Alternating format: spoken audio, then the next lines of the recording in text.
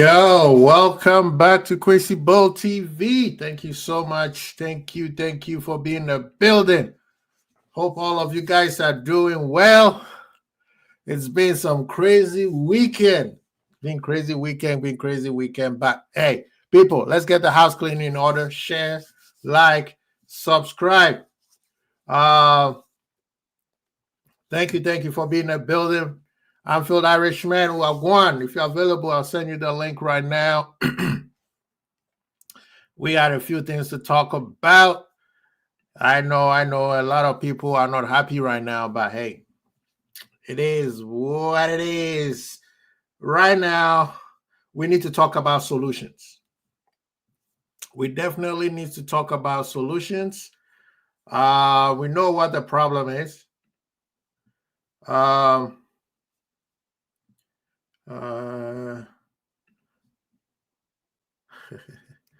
Yeah, I know a lot of people. Now we need to talk. Let me bring the fellas in. Let's get people in. 1 second, people. Hit the like button as we wait, please. Hit the like button as we wait. I hope all of you guys have a great Monday. Oh my goodness. But this is a brand new week. International week is in the building. You know what I mean? Time for us to reset, reevaluate. How do we move forward from this? So today I want us to talk more solutions. We know what the problems are. I don't need to beat down on a dead horse. I don't think Liverpool have a major problems. If we have a major problem, I'll be losing my head. But we don't. We just need a few tweaks here and there. And a lot of it will take time. But for immediate changes, there's just a few little things that I believe the manager can do. On the manager side, there's not a big issue that he needs to take about. The manager doesn't have big things to change. The manager just have to make simple tactical changes, and I think that we can start seeing things moving along.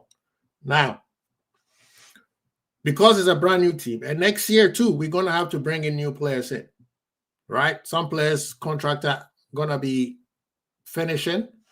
You need to replace them. And that also requires players that have to gel with the new team that they are in.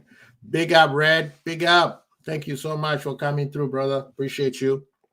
So this Liverpool thing is not for next week. It's not for 2 weeks. It's not for 3 years. This is dominance. And if you're going to dominate, you have to have a set core players, set core philosophy where everybody buys into it. So players who are coming in knowing that this is what they're coming into. So just like Jurgen Klopp, when he started, he built something and then everything was built around the system. So players who were brought in knew exactly what they were coming into for. So that's what the manager has to do. Now, for the immediate gratification purposes, the manager have to make certain tweaks. Now, on the player side is mental. They need to get back into the mentality of this is a Liverpool club that we do not allow mediocrity. We do not allow arrogance. The arrogance has to be when you know for sure that this is where your level is and you stick into that consistency of high level. That is the arrogance that we need. If you cannot stick to that consistency, or should I even say, being a Liverpool player, your arrogance shows up when you know you are consistent. If you are consistently showing us high-level performance, then we understand because we know you are that dude. But if you're not there yet and you cannot show that consistency, then I don't want to be seeing arrogance coming out of you. You know what I mean? So for the players, it's the mentality. They have to rebuild themselves to understand that you have to be thinking or you have to be performing at a higher level. If you don't have that consistent yet, I don't want to see this arrogance making you think that you could come in and flip the switch and be better than everybody else. This is the EPL. It's very, very unforgiving. You know what I mean? It's very unforgiving. So you can't just show up and think that, oh, I'm this bad dude. It doesn't work like that. So for the players, yeah, it's the mentality issue right now.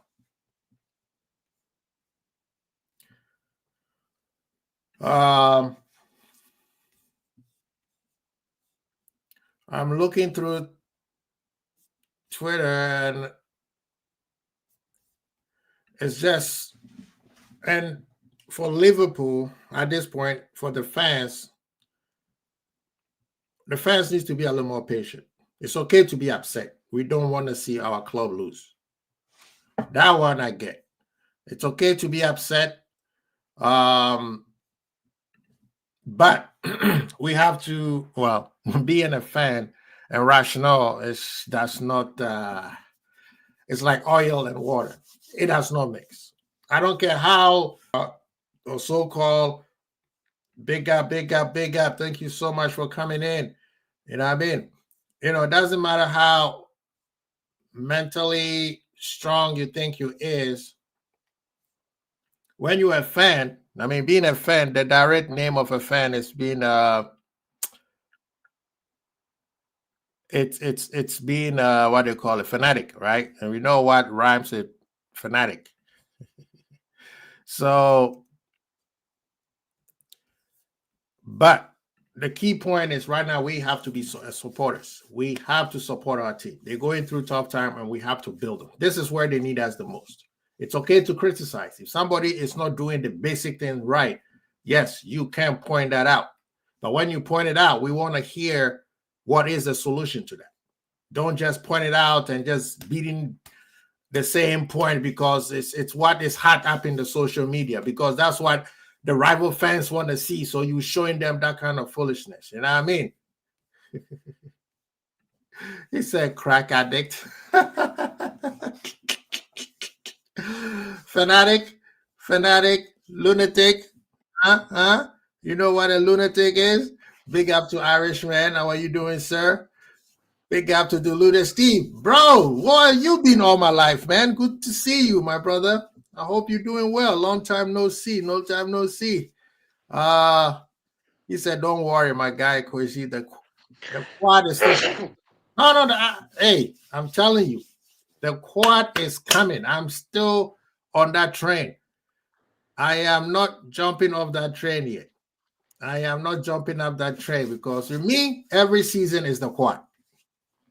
So I understand when I get frustrated when we lose because I'm always on the quad train. Call me a lunatic or a fanatic, but hey, I think I'm just supporting my squad.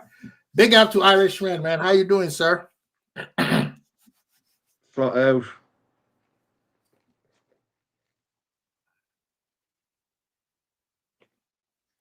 You there?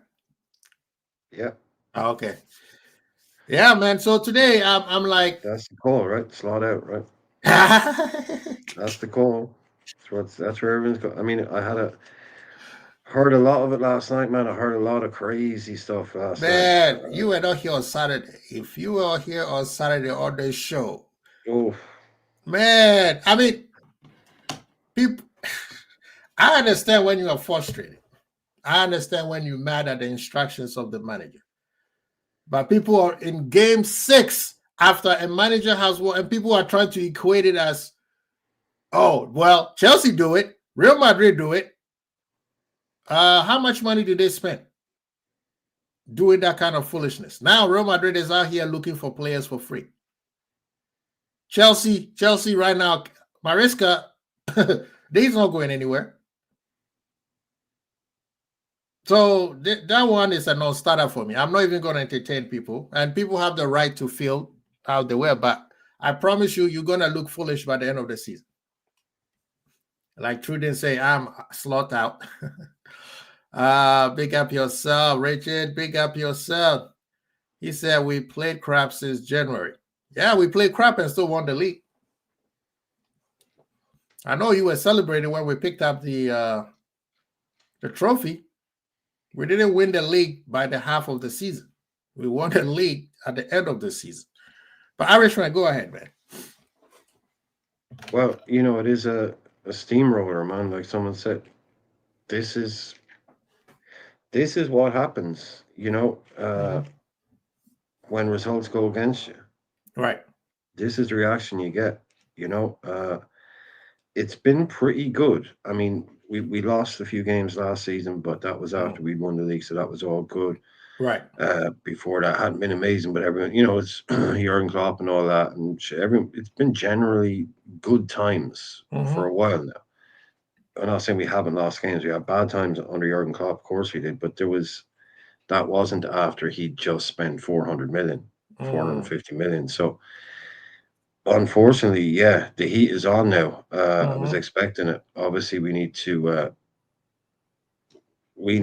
as fans, we just need to stick with what we're doing. But if the time comes where it's no longer the right man for the job, it's no longer the right man for the job. But that's not today. That's not after 6 games. But yeah, the knives are out now. I mean, you lose 3 games in a row after signing Isak and Wirtz. Questions are going to be asked.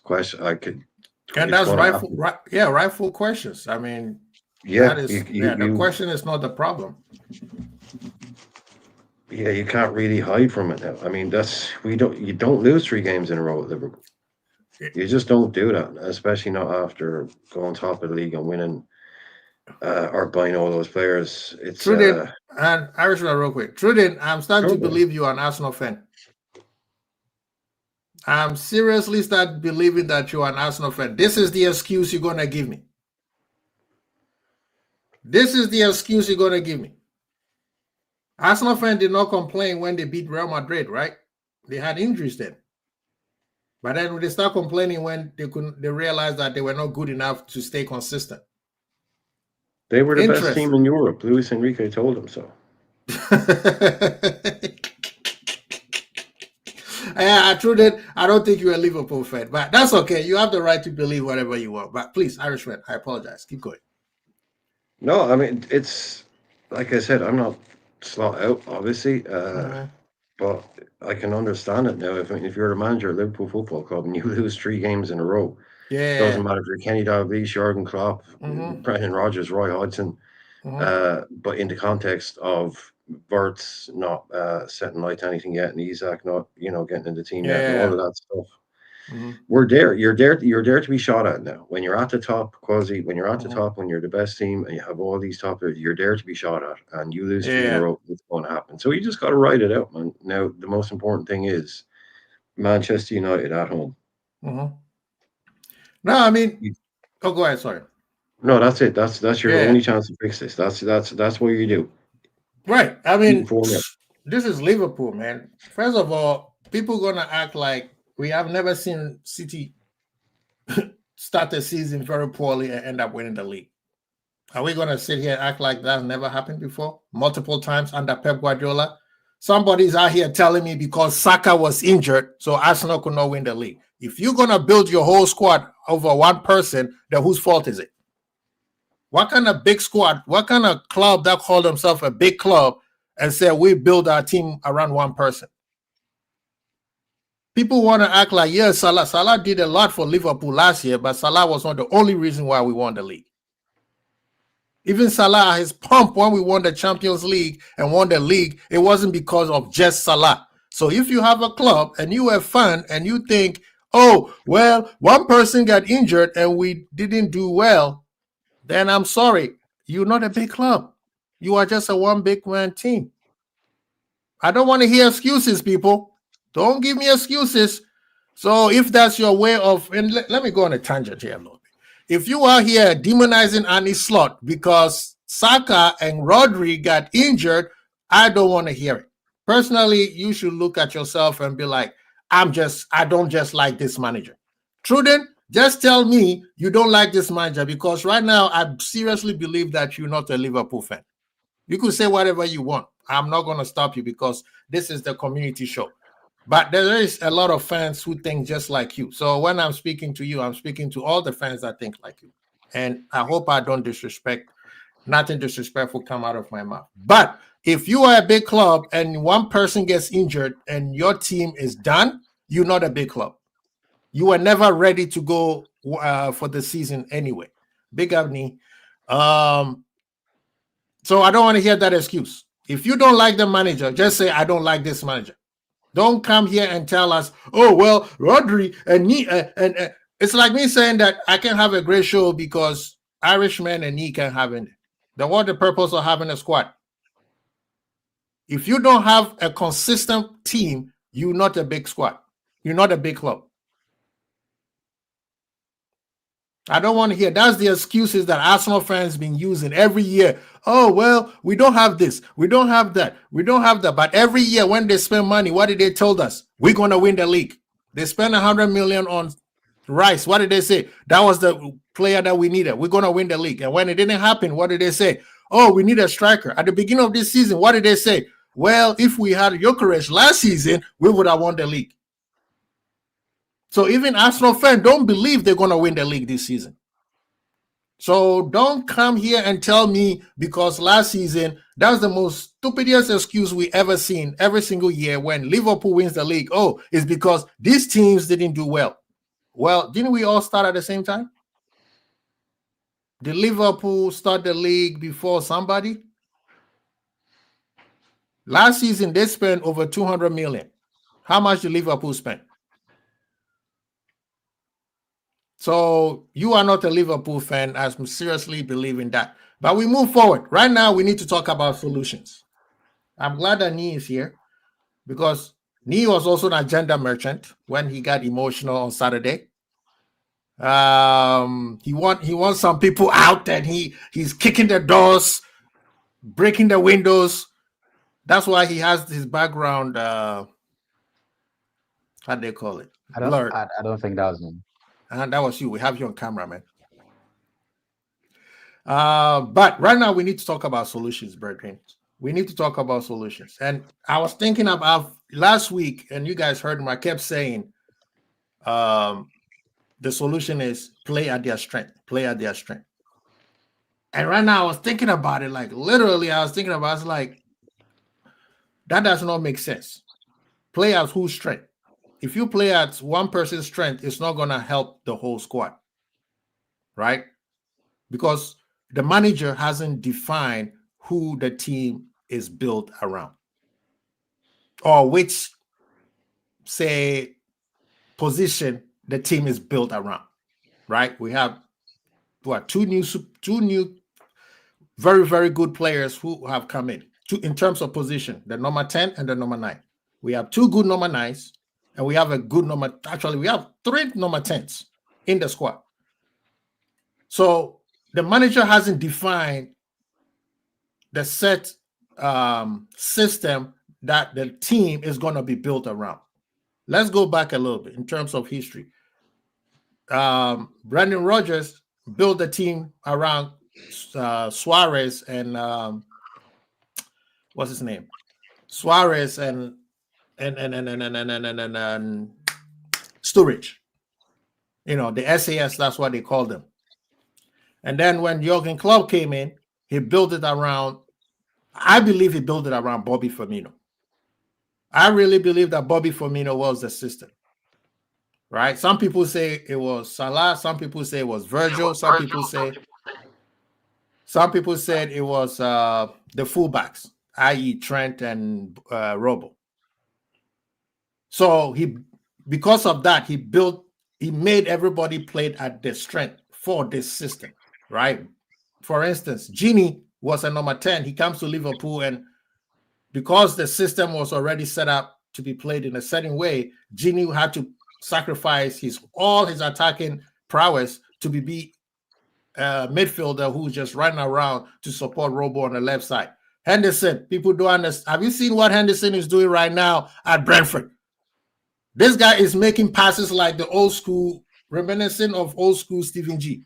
You saw the game against Manchester United where he gave that through pass.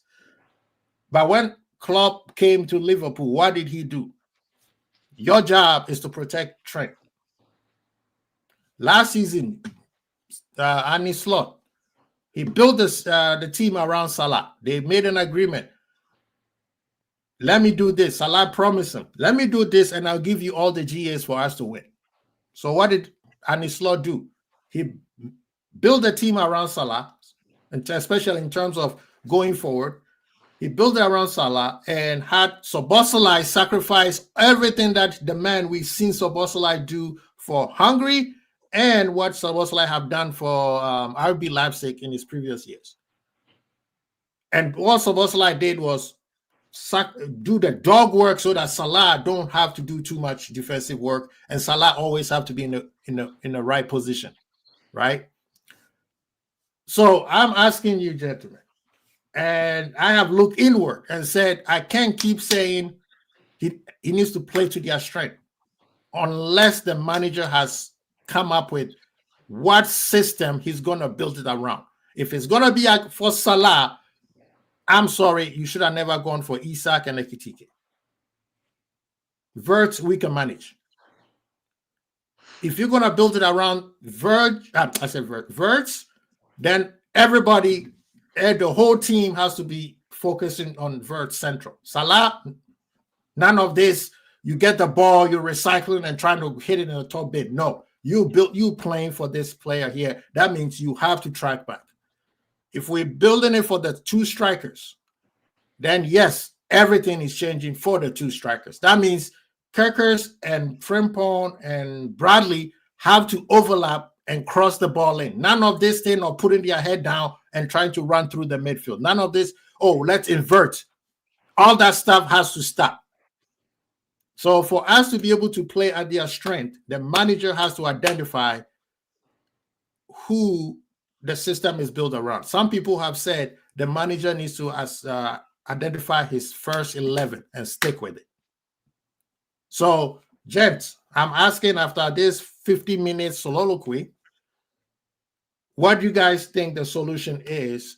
And I'm saying I can't just say that building, playing at their strength will be the answer. My first question to you guys, should we continue building the team around Salah? Or should we find somebody else to build the team around? Irishman. No, let Nee go. He's just trying. Oh. No, Nee's out here typing. Was he? Anyway, no, right. I can go. I was just trying to type a few points down so I don't forget. I have a lot to say, but today I'll just try to pipe down. Mm-hmm. Now we are looking for solutions, right? And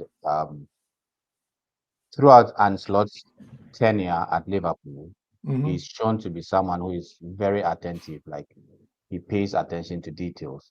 So every match after the match, when you listen to him, you see that he's someone who actually pays attention to details.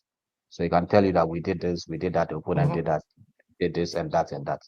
So I don't think, and I don't want to believe that he's naive or bereft of ignorance is the word of what our problems are. What is probably what's not coming up for him is his ability to address them, because matters as much as we get in our emotions and we try to throw people under the bus here and there. The game is not like a FIFA that you just pick a joystick or gamepad and then you just give a pass, shoot, do that, and it comes off. You're also playing against opponents who are also dynamic. As the game is going on, they're also doing things. Things are changing. But all in all, I'm not saying this to make an excuse for him. He still needs to do better because you coach at the top. You coach a top team for a reason. Right. And for someone who coaches a top team, we expect you to come up with solutions. Even if the game changes, the face of the game changes, the tactics of the opponent changes, we expect that you are smart or intelligent enough to come up with solutions to counter each thing that you meet. Now, specifically, he bought those flying fullbacks for a reason. So now I'm trying to move on to the solutions. He bought those flying fullbacks for a reason. So play to the strength of the fullbacks that you bought, i.e., Kerkers and Frimpong. Both are flying fullbacks. Their strength is attack and not so much defense, even though they are not bad defenders. They are not as bad as people make them out to be, but they are even more they are better or more potent in attacking phases of play. So play to their strength. Frimpong is a touchline winger or wing back, same as Kekes. The whole time they played, I never saw Kekes in midfield for Bournemouth. Neither did I see Frimpong in the midfield for Leverkusen. We were all flying fullbacks. They go to the byline, put in a cross. Yeah. Sometimes play 1-2 and then cross the ball in. So play to their strength because you started them and then you bought them. So play to their strength. If you want numbers, they add numbers when they attack. And now you can ask your two DMs or double pivot to stay because now you have numbers in the wing. If you deploy the wing backs like that too, now you stretch the pitch, you make the pitch wider because now your gameplay you activate the wings more because when Salah gets the ball, he's trying to cut in. Right. He's not trying to run on the byline to put in a cross. So anytime Salah gets the ball, he's trying to cut in. Gakpo gets the ball, he's trying to cut in. We are making the pitch smaller. Smaller, yeah. By doing that. So if we engage the fullbacks, then the pitch becomes wider. We force the right back and the left back of the opposition to now go and then tackle our right back and our left back. Right. Creating spaces in between the fullbacks and the center backs. So that when Salah now drops in, we can now have more bodies in and around the box. Right. But now that Salah is always trying to cut in, Isak is always isolated because no ball is coming to him. The other side, Gakpo is also doing the same thing. He's also trying to cut in and shoot. And then no ball is coming to Isak. Right. Isak was on the field and we created just one chance for him. And that was a header. Criminal. A header could go anywhere. Criminal. A header could go anywhere. So I don't think we are creating enough. That's what I said. Defensively, he needs to do something different.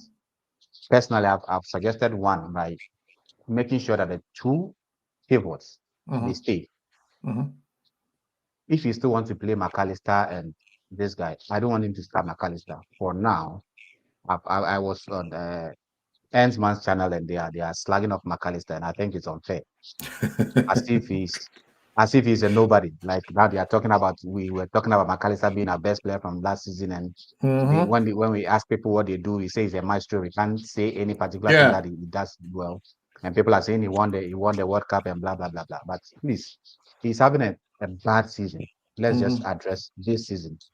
Let's not make it look like he's a bad player. He's not a quality player. Let's not behave as though he's not a quality player.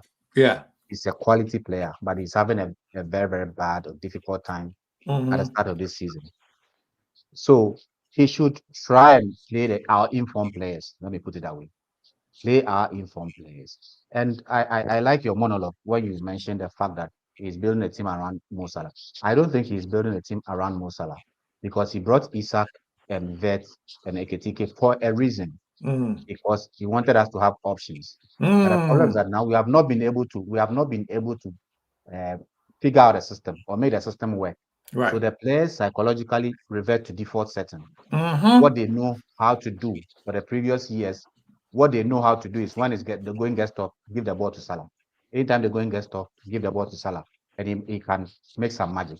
Unfortunately, our magician is not doing any magic now, and we should come to terms with the fact that maybe other options could be better. And I think it was on Irishman's channel. I was saying how frustrated I get, especially Soboslai, when we are attacking and other players are free, but he will always give the ball to Salah. That is a default setting. Like that's how he has played for the past 2 years. Right. So anytime he drives, Salah is the closest option. He gives it to him. Like that's the safest option. No. Sometimes other players are in wider and more open spaces, but they always give the ball to Salah. So these are something that consciously the coach would have to draw their attention to the fact that, dude, it's a team game. It's not an individual game. Right. So whoever is in the best position, give the ball to him. Whoever is not in the best position, don't give the ball to him. But this over-reliance on Salah, who is not doing well this season, is also creating a problem for us. We cannot legislate for Konate's poor performance this season. The coach could not have planned for that. But unfortunately, the other guy is injured. If he doesn't have, we should have more faith in Joe Gomez. I don't think Joe Gomez should be starting for Liverpool. But this is the situation that we have. You should have faith in Joe Gomez. Yeah. And if the going gets tough, bring you him need in. to replace the player with player. Don't. Yeah. No, I mean, I agree with what you're saying. I think you're making a lot of valid points. The power I would challenge a little bit, and I have Irishman charming a little bit here, is I think he's trying to have his cake and eat it too. He is trying to.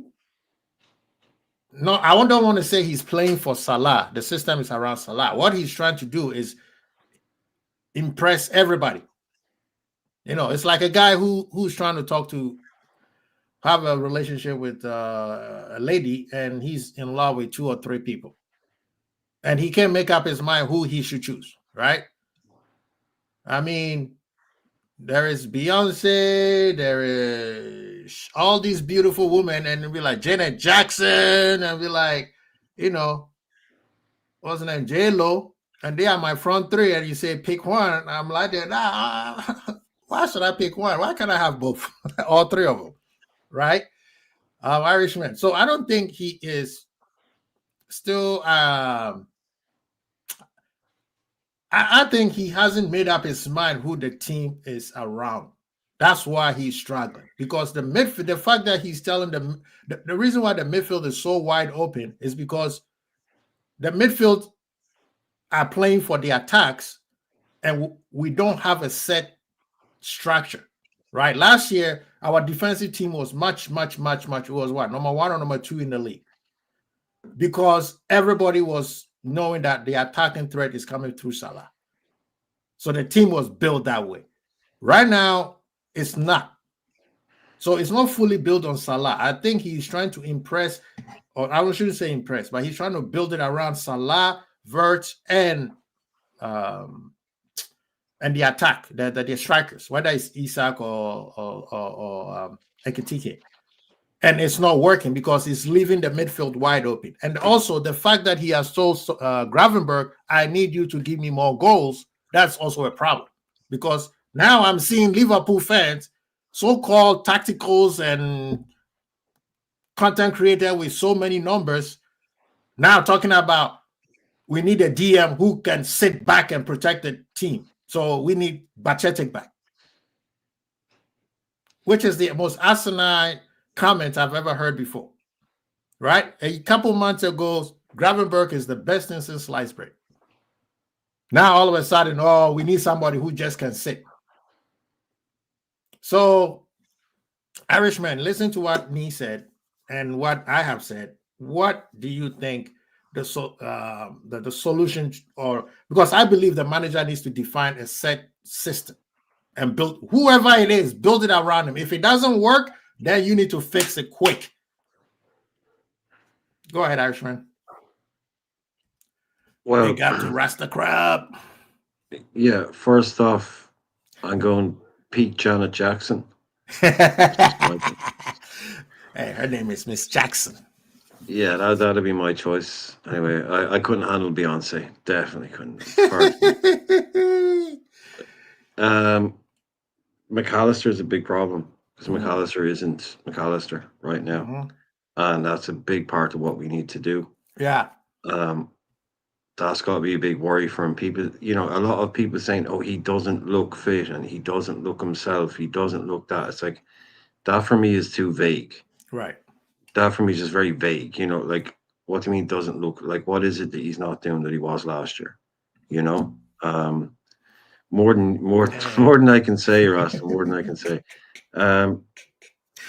But that to me is a big issue in this. The mid, because I've been saying the whole thing looks disconnected. It all looks like there's ideas and there's bits and pieces happening in different areas. Yeah. And McAllister is our connector. McAllister is the guy that sits between the grab and the number 10. He is the guy that gets it and gives it and moves it on. And if he's not doing that for us, then we have a big problem.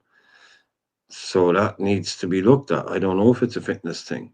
I don't know what's going on with him, as his form just dropped. But he's not obviously as impactful as he was last season. He didn't play all summer. Is it a fitness thing with him? We also have to keep remembering what happened during the summer might be affecting people in different ways. You know, we all know Mo didn't just flick a switch and move on from what happened in the summer. Right. You know, we can see it in his face. Mo looks like he's, I don't know if anyone's noticed this, but Mo looks like he aged about 3 years in 6 months. Have you noticed that? Yep. Mo looks visibly older right now. Yeah. So, you know, it's, we can't overlook that. And also you know, all the constant reminders as well. So it's difficult for some of these guys. Right. So, but then you also have a shitload of new players in really important positions. So this to me is like, is it not obvious that it might take a little bit of time for this to get rolling? Okay, And also, Irishman, if I may, people at and God bless his soul, R.I.P. Jota. We should not forget that also could be in these guys' mind. A lot of people think, people think that's easy to just move on and yeah, football is back, win. No. This guy was their brother. So in a way, it's there. People say we don't want excuses. I don't care whether you want it or not. It happened. And you cannot tell somebody how they should move on from certain situations. Right? I mean, don't act like it never happened to any of our families before, or friends, or close co-worker or something.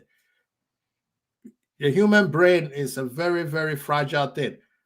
If something happens and it crack, it's trauma. So I just wanted to sneak that in too. It is trauma because if there is I don't know if you guys know about college football, there's a school called Marshall in the West Virginia. The entire football team died of, not all of them, but most of them died in a plane crash. There's a documentary or a movie about them. Watch it and see. And if people can, if I find that movie, I'll find the title, find that movie and watch it, you understand why Virgil made a comment about off pitch. That, I don't want to use it as an excuse, Irishman, and I apologize. I think it's very, very important as we Liverpool fans, we don't lose ourselves in the sauce because of banter from the rival fans. We still have to come home and take care of home business. That's what I wanted to say. Yeah, and absolutely. I mean, but that's what I've been, saying. I think that's what you can see, and you can see it in Mo's face. You know what's happened to them over the Rasta summer. Crab, you are the man. Thank you so much. Thank you. We are Marshall. Okay. Yes, people, please go watch that movie. We have international weekend. Some of you guys don't like international football anyway. Go watch this movie and come back the next time and tell me what you think. Please, Irishman, go ahead. Yeah, even the coach has mentioned it, but you have to. One thing about the solutions and that, what do we do? It's all the solutions now are in-house, right? They're all here. Yes. The solution is not coming from outside. Yep. There's no go get this guy, go get that guy. It's all in-house now, and it's, to me, it's pretty disjointed. Like I said, it's pretty disconnected. Now that to me can suggest probably two things. It ain't working, or what they're trying to achieve is difficult and technical, and there's a lot of moving parts to it, and they've just got to get all the gears and the cogs, and they've just got to adjust this and when it does click, then it's running like a Swiss watch. That's what I'm hoping these guys are getting to, and that's why it can be a bit clunky and a bit difficult, because it's a lot of new information, a lot of new players, a lot of players with a lot of creative freedom up top that are supposed to be able to work with each other. That does not happen overnight. Like Alexander Isak and Florian Wirtz and Ekitike don't have a telepathic understanding after 5 minutes on a training pitch. Unfortunately, but these two top players, I'm expecting a couple more moments from them, yes. But I'm not expecting Wirtz and Isak and Ekitike and Salah to be finely in tune and purring like a kitten after 5 minutes. Right. No matter how good they are. And especially in the strongest, most competitive league in world football. You don't get a minute's peace in this league. You don't get a minute's peace. So it's trying to make all that work on it. That is not fucking. So I'm not really surprised that we're quote unquote struggling. We were top of the league until the weekend. Okay, like you're saying there, we've more points this season than we did last season, but it's all about context, isn't it? So, am I in any way worried? No. Yes, and no, I suppose. And the solutions, I think, is just time on the pitch together is really the only solution to this. Is getting these partnerships together and also pressing better, definitely as a team. Yeah. Very disjointed in terms of like we're only pressing with like 4. You know, you have a lot of people sitting back, and there's a lot of kind of ease to the way the teams can play through us. And another thing would be for whatever the hell is going on with Ibu to get sorted out. Right. You know, because we can't have another distraction. One game he looks like he's back to his best. The next game he looks like he's back to his worst. So yeah. But like I say, it's all in house. It's until January, and we're not going out and buying a Wharton or a no. We might get a defender in January, but we're not going out and buying some transformative midfield signing in January. Yeah. And you know, Rasta Crab, you make a very good point.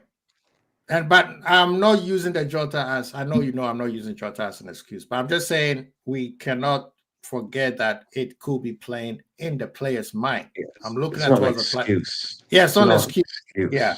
And it's something that happened. And people are dealing with it in different ways. Yes. You can't just ask someone to just forget about it and keep on moving. Now. Yeah. Some people are never going to get over that. No. Some people will never. But yes, you do make a good point on the substitution in terms of the tactics coming from the manager. That one, this has nothing to do with, Diego Jota. That one, you're right. So we have many problems that doesn't make sense, as you say, Rasta. And that's the part where the manager can fix. That one, that's what Irishman is saying. We don't need anybody from outside to come fix our problem. That is something that the manager should fix.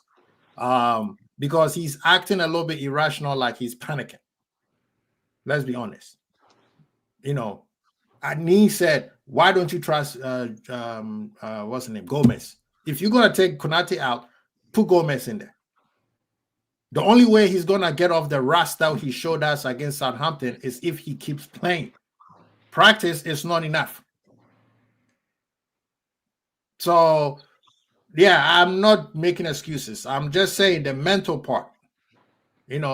Irishman just said Salah looks like he has, was it me who said he has aged about 3 years? That could be that what happened to Jota could be playing in Mo's mind. Now, if Mo has a pass and he doesn't pass, that has nothing to do with Jota. That's just Mo didn't pass the ball. You know what I mean?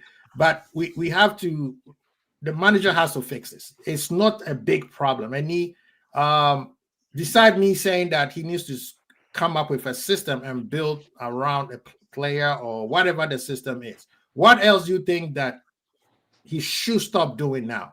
I believe Rasta is talking about the substitution, and it's not just Rasta. A few people have mentioned it, that his substitution looks like he doesn't know what he's doing. He's panicking. Specifically, if I may. Yes, please. You see the problem with moving Gravenberch from the midfield to the defense is that now you are weakening 2 areas. It is easy to replace like for like, and if Joe Gomez does not perform up to standard, we know that one area is not performing well, and that we need to protect him well. We cannot say Gravenberch is a top level center back. So moving Gravenberch there means that you have weakened the midfield by bringing someone else who is not even the best of our midfielders or not the top of our midfielders. Then now you are weakening the center back as well, because you are putting somebody there whose primary instinct is not even defensive. Because even as a DM, Gravenberch is not the best of DM. He's not the best of DM when it comes to the defensive aspect of the game. So now moving him all the way to center back, he can do a job here and there, but he's not the best at that point. And now you are weakening the midfield also. So now you have created 2 problems in the same team.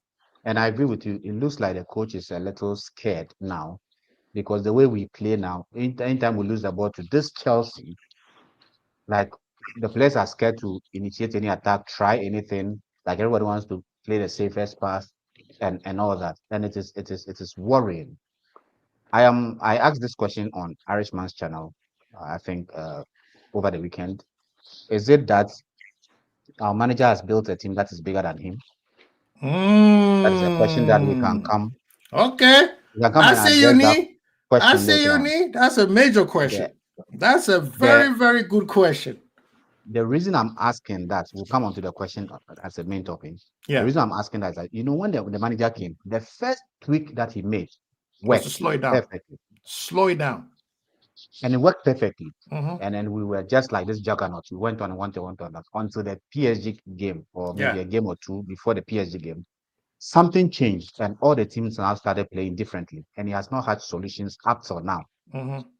So I'm asking myself, is it that he's bereft of ideas, that he cannot do something else from what he's used to?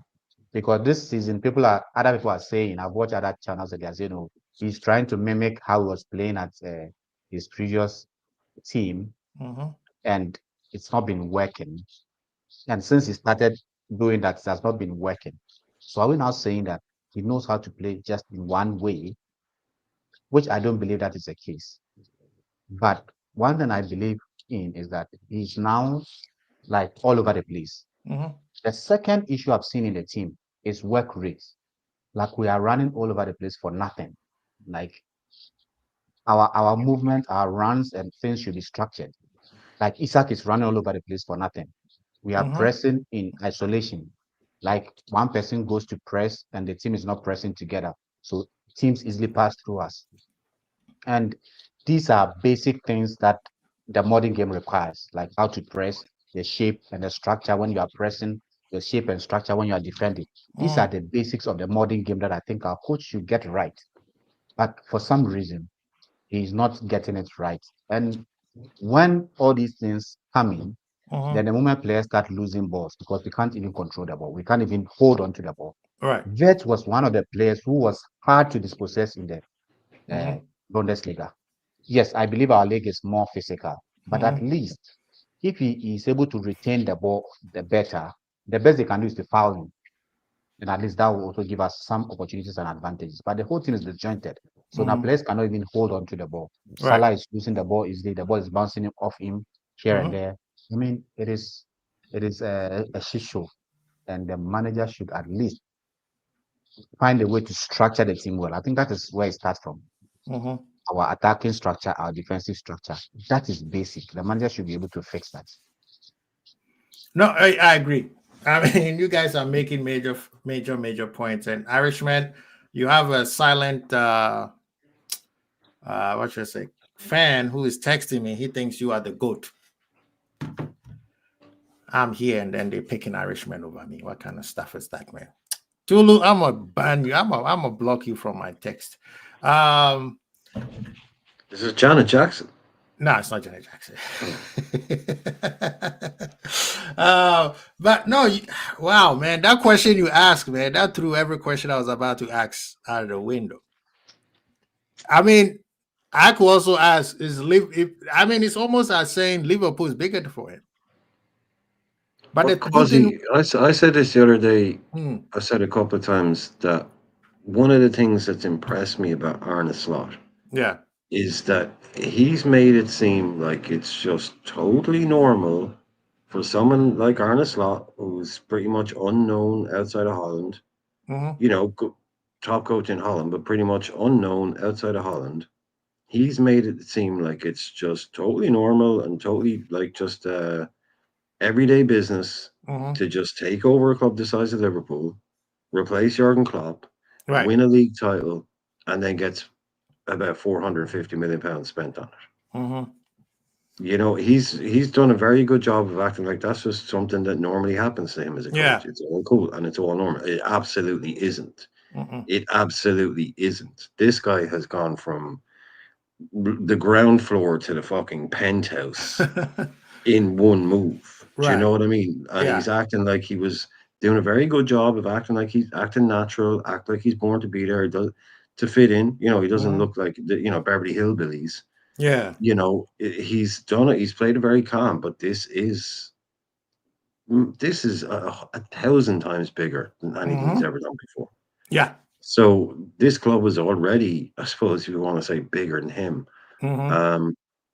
But what you have to have, I think, what we've all learned, when you have high level elite footballers, Allison, VVD, Gravenberch, Mack, Dom, Salah, Isaac, Wirtz, there isn't a huge amount that you can teach them.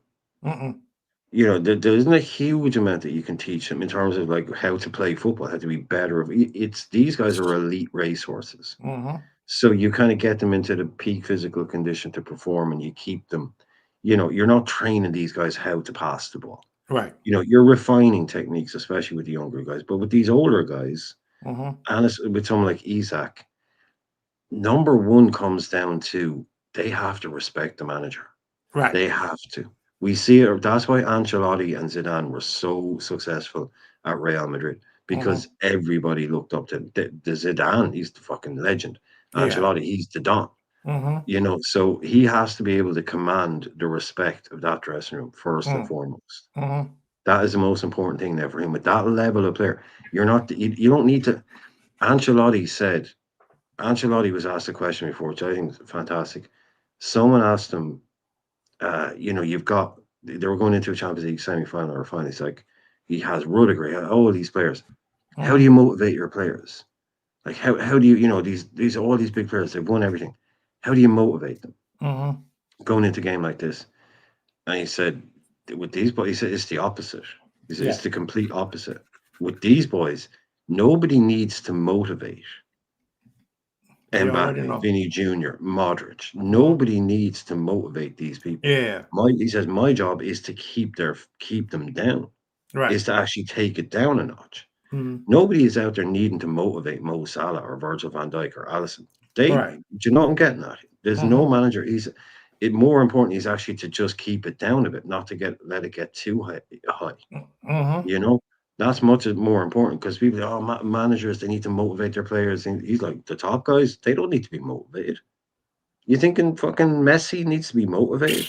You think these boys need to be motivated? They need to just keep it on a level. Half my job is keeping it just down on a lower level, and then letting them go when they're ready to go. Right. So Slot is new to all of this, man, and he's been throwing up some hurdles now, some real hurdles, and the calm demeanor is working so far. Is what I'm saying. It's working so far. There's no Rafa rant. There's no I love it if I beat him Keegan rant. There's nothing like that. Yeah, he's still going with no, this is all fine. This is all normal, which I think is the best way to do it right now. Right. There's any cracks. We live over here. I know you guys live over there. If the slightest crack, the English media will destroy this. The slightest crack, and the English media will go for you. They will go. The slightest word out of place. Oh, Slot was angry and angrily answered the press, and there you go. Slot is cracking up. Slot's cracking under the pressure. They're just waiting to write those headlines, and he's good at not giving them those headlines, because he knows the English press are vicious, absolutely vicious, and he's under big pressure now. Can't deny it. No, I mean, that's true, but Liverpool have expectations, and some fans will afford you to take your time. Like Rasta Crab is like, brother, you spend this money, you have these thoroughbreds, fix it. They don't want to hear anything. They don't want to hear anything about this or that, whether it's valid or not. Fix the problem so we can move forward. For some fans, that's how they think. You can't fault them, because Liverpool is a high standards, right? I keep talking about we royalty. You cannot, and then we have some people who they'll be like, no, I understand the process. Let's move on with the process. Let's, we understand what's going on, so we know it's gonna take time. Big up yourself, Jake Kismet. But I'm in between that. I understand the process. I know it's going to take time. We have always screamed at FSG to spend money. They did, but remember, in anything in life, there's pros and cons. There's not what did they call it in economics? Opportunity cost, right? You know, you spend money here, there's always a pros and cons that comes with it. Nothing just comes in and fits like a glove. Now, some fans don't want to hear that. It's up to them. But, you know, if we are to use the batted word realistic, nothing comes in and just fits in the club, fits it in like a glove. It takes time. So with me, I'm in between. I understand it will take time. And I understand that we have to keep our high standards. So the part of me who says, keep the high standards says, fix this, fix that. Don't keep making the same mistakes again. Because Liverpool, what is happening is we keep making the same mistakes over and over. Hence the reason why a lot of people are losing their mind, right? If it was each game, it was a different mistakes. I think a lot of things people would have been like, okay, the people who's saying that it will take time will be more on board. People would get it, be like, okay, against Bournemouth, this was the mistake. Newcastle, this was the mistake. But every game, the same mistake is starting to pick up. You're not going to get a lot of sentimental coming from people saying, oh, it will take time. But the other side of me saying, hey, we spend money. You know, Isak, he has to gel with Salah, and Vert has to gel with Szoboszlai and Gravenberch and all those people. So I'm in between those two, you know, those situations. But Nee, I know you're smiling because I hit you with a point where you didn't expect me to hit you. The economics. This is economics. Opportunity cost. You want to spend money, you have to be ready to understand that it's gonna take. I'm laughing because Irish man saying Darwin got 3, so Slot deserves 7. I mean that is a fact. That is a fact. Anyway, before JK comes in, there is a reason why at the top there is little room for error. The margin for error is very slim at the top. Yes. So if Slot was managing an average team, let's say a Fulham, I mean, a lot of these things will pass. But because now he's managing at the top, he won the league, and it is easy to go back and say, what if? But now we have this current situation, and we need to deal with the situation as is. Roman Abramovich comes to mind. For example, you know, we, the opposition fans, kept on saying that, oh, that guy is always sacking coaches, he's wasting money and whatever. But guess what? Within his tenure, Chelsea was the most successful club in England. And one of the most successful clubs in Europe. I need to check to be that. But within his tenure, he invested more. He sacked they were. Then, no, you're right. Until City showed up, they were the most successful club in the Premier League era. They had more trophies in Premier League than anybody. I've heard fans go and say that, oh, Liverpool is not a club who likes sacking coaches here and there. And for me, I am not advocating for Slot to be sacked. But because we have also been near second best for a long time, we do not have that mentality to expect the best, regardless of the circumstances, regardless of the excuses. We need to have that mentality. And that is what Pep Guardiola did. He did not stick with any player, whether I bought him yesterday or not. You are not performing. Let's ship him out. Even if we are losing money in value, we buy you at 50, you are not performing, we sell you at 25, because the mentality is to win. Yeah. And I want us to develop that mentality and not think so much about allegiance and loyalty and whatnot. It looks like we oftentimes refer to this, and Liverpool is not that club. Liverpool, we are not that club. We are not that club because of where we are. And we not being that club is the result that we turned over the last 30 years. Yeah. So if we want to dominate, we should still have that domineering mentality. Correct. But that if the coach fails this season, before you I'll give you the end of the season. No, before you complete, the fans needs to put in their head that we should not allow other rival fans to tell us how we should feel, how we should get mad. Exactly. Because that is not a big club mentality. Yeah. You see what I mean? We have the right to be upset because we are not playing well and we lost three on the bounce. I am happy about. One thing I'm happy about is across the social media space. At least our fans are consistent when it comes to the problems that we are seeing with the team. That's true. There is a lot of consistency with the problems that they are seeing. Just that when the emotions kick in, people throw in wild comments here and there. By the way, Irishman, this is your number one fan right now, Dr. Tolls. I know him, and he is a doctor too. So if you get is he sick, actually a doctor? I need a doctor.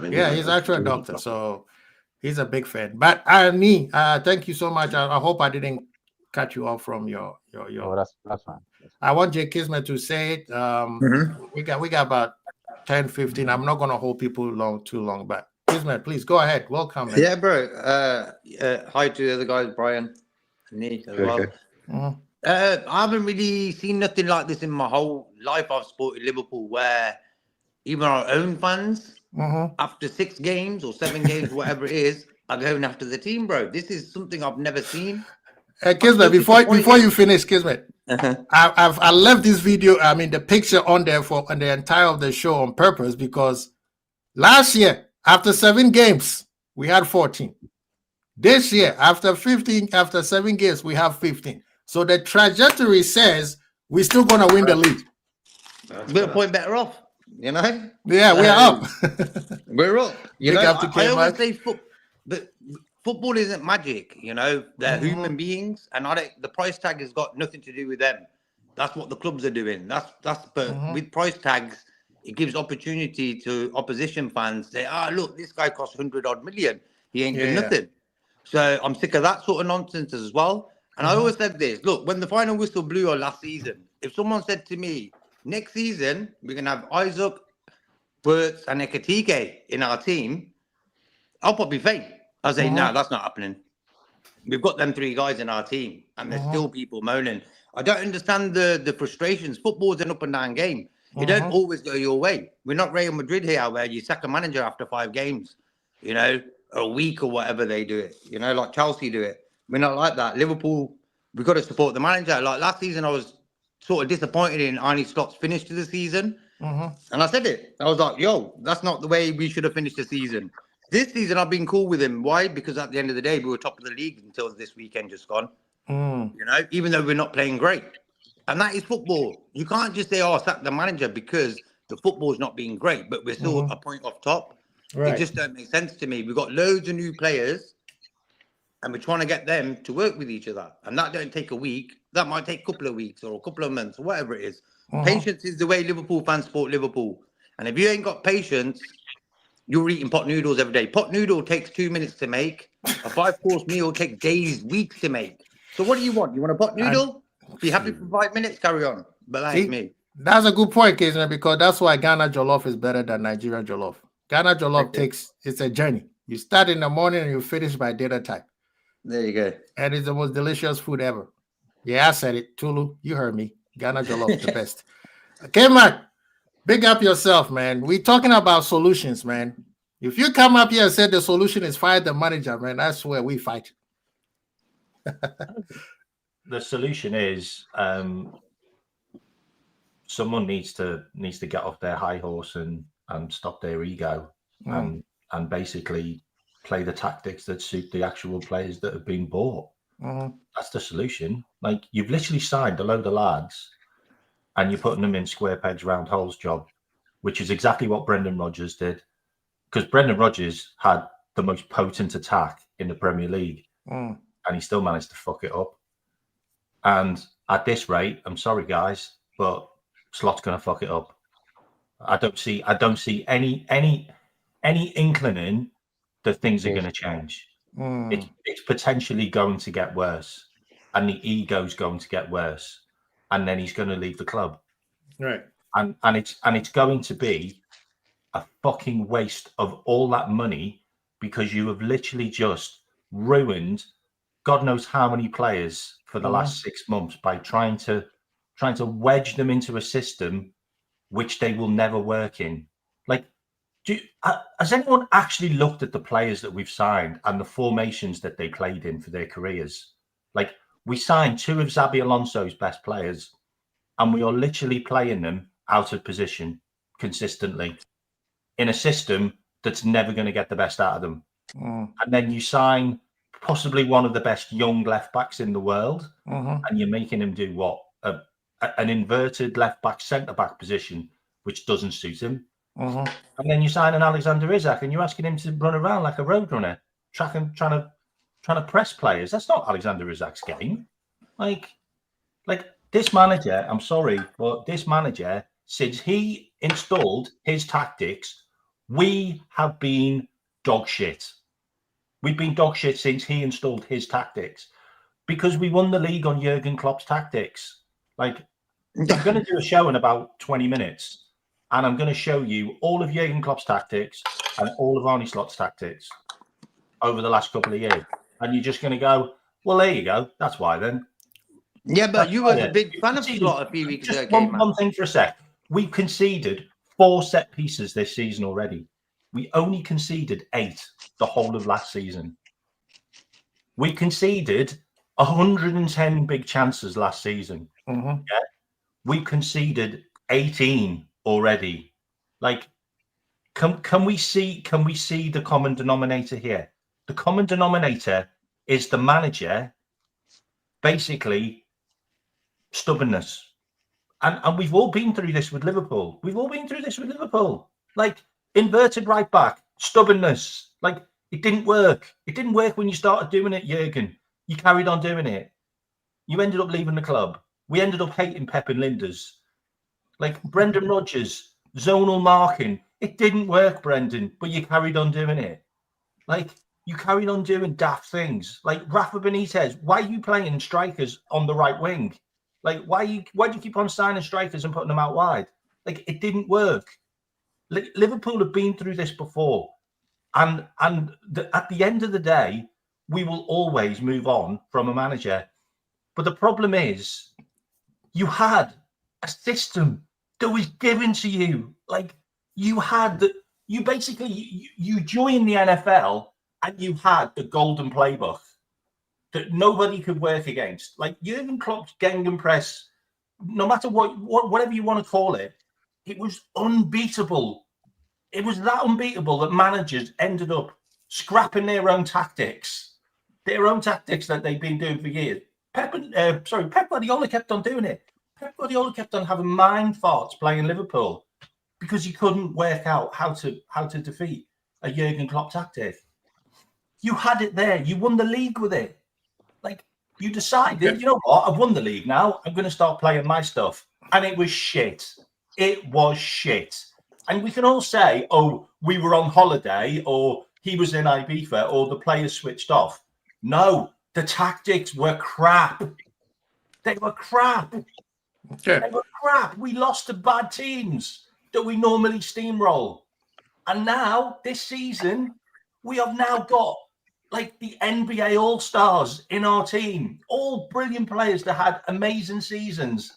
And you plonk them into your shit tactics, and you wonder why we look crap. Because we are crap. Oh. And I mean, because for some reason you're interviewed every single day by everyone, and you say, "Oh, well, it's only because players not used to it," but which is a fact. The thing that came back, I disagree with you. Well, I think at the beginning you were not here, but we alluded to some of the stuff you say. But right now we're talking about what the manager should be doing.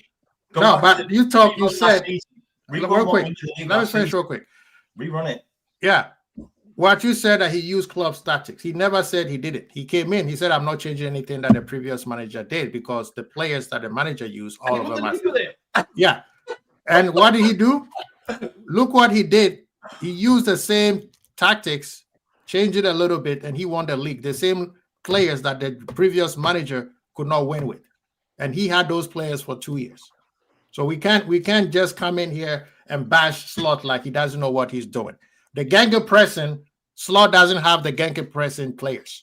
The Gegenpressing that Klopp used in Bayern Munich, in Dortmund, it was not the same Gegenpressing he used at Liverpool.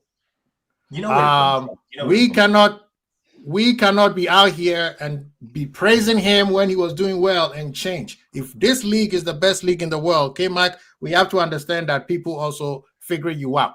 Now, that's the naive part as well, and he's come out and said that, which is also annoying. Like, right. So like, the solution moving forward, the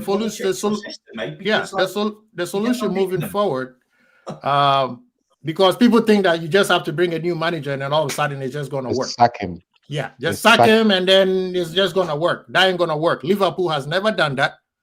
As a matter of fact, we brought in one of our favorite managers. Can't also say it's not going to work. That is the problem. Yeah, because the thing is, it's not. It's what's up, go ahead, Kenny? After Klopp, when we're bringing slot after Klopp, we were not sure it was going to work and work. So let's not say sacking a manager is also not going to work. That's the mentality I want us to change. But Klopp was not sacked. Klopp was decided that this is my last year. There was preparation made for the next manager to come in. But what I'm trying to say is that because when we're bringing slots, none of us. I'm not saying that bringing a manager will not work. I'm not say that when we move him and bring another person, it's not going to work. No. But see, this is that's the difference between Liverpool and everybody else. Yeah, traditionally we don't sack our managers. Yeah, when and that is the reason why we've not been winning. That is what I'm saying. But who has been winning with sacking managers? The team that has been the most dominant in the last 10 years has kept one manager. We need to stop that. Come on. But the football didn't start in the last 10 years. It doesn't matter when it started. Are you building something you talk about dominance? You can't dominate and you keep sacking the manager. Because the new manager will require dominated by sacking managers. So let's not stick to one model. I'm not saying how is that the solution. But let's also not. No, I'm not saying that the solution is only sticking with one manager. I didn't say the solution is sticking one manager. Look at the comment section. We stuck with Jurgen Klopp, and now they are saying he won only one league. You get the. So then why didn't we sack him? So there's no one solution to say that if you stick. But I'm not saying that is. I didn't say there's only one solution. I said the solution of sacking a manager after 6 games is lunatics. Look, bro, he's won the league. He's a point off top this season. Why didn't we sack him at the second half of the season? Imagine came out, you was the manager of Liverpool. Me and you would have no chance of surviving. We'd be sacked after a week. They'd be like, get the fuck out of here, you two. What are you doing? You know what I mean?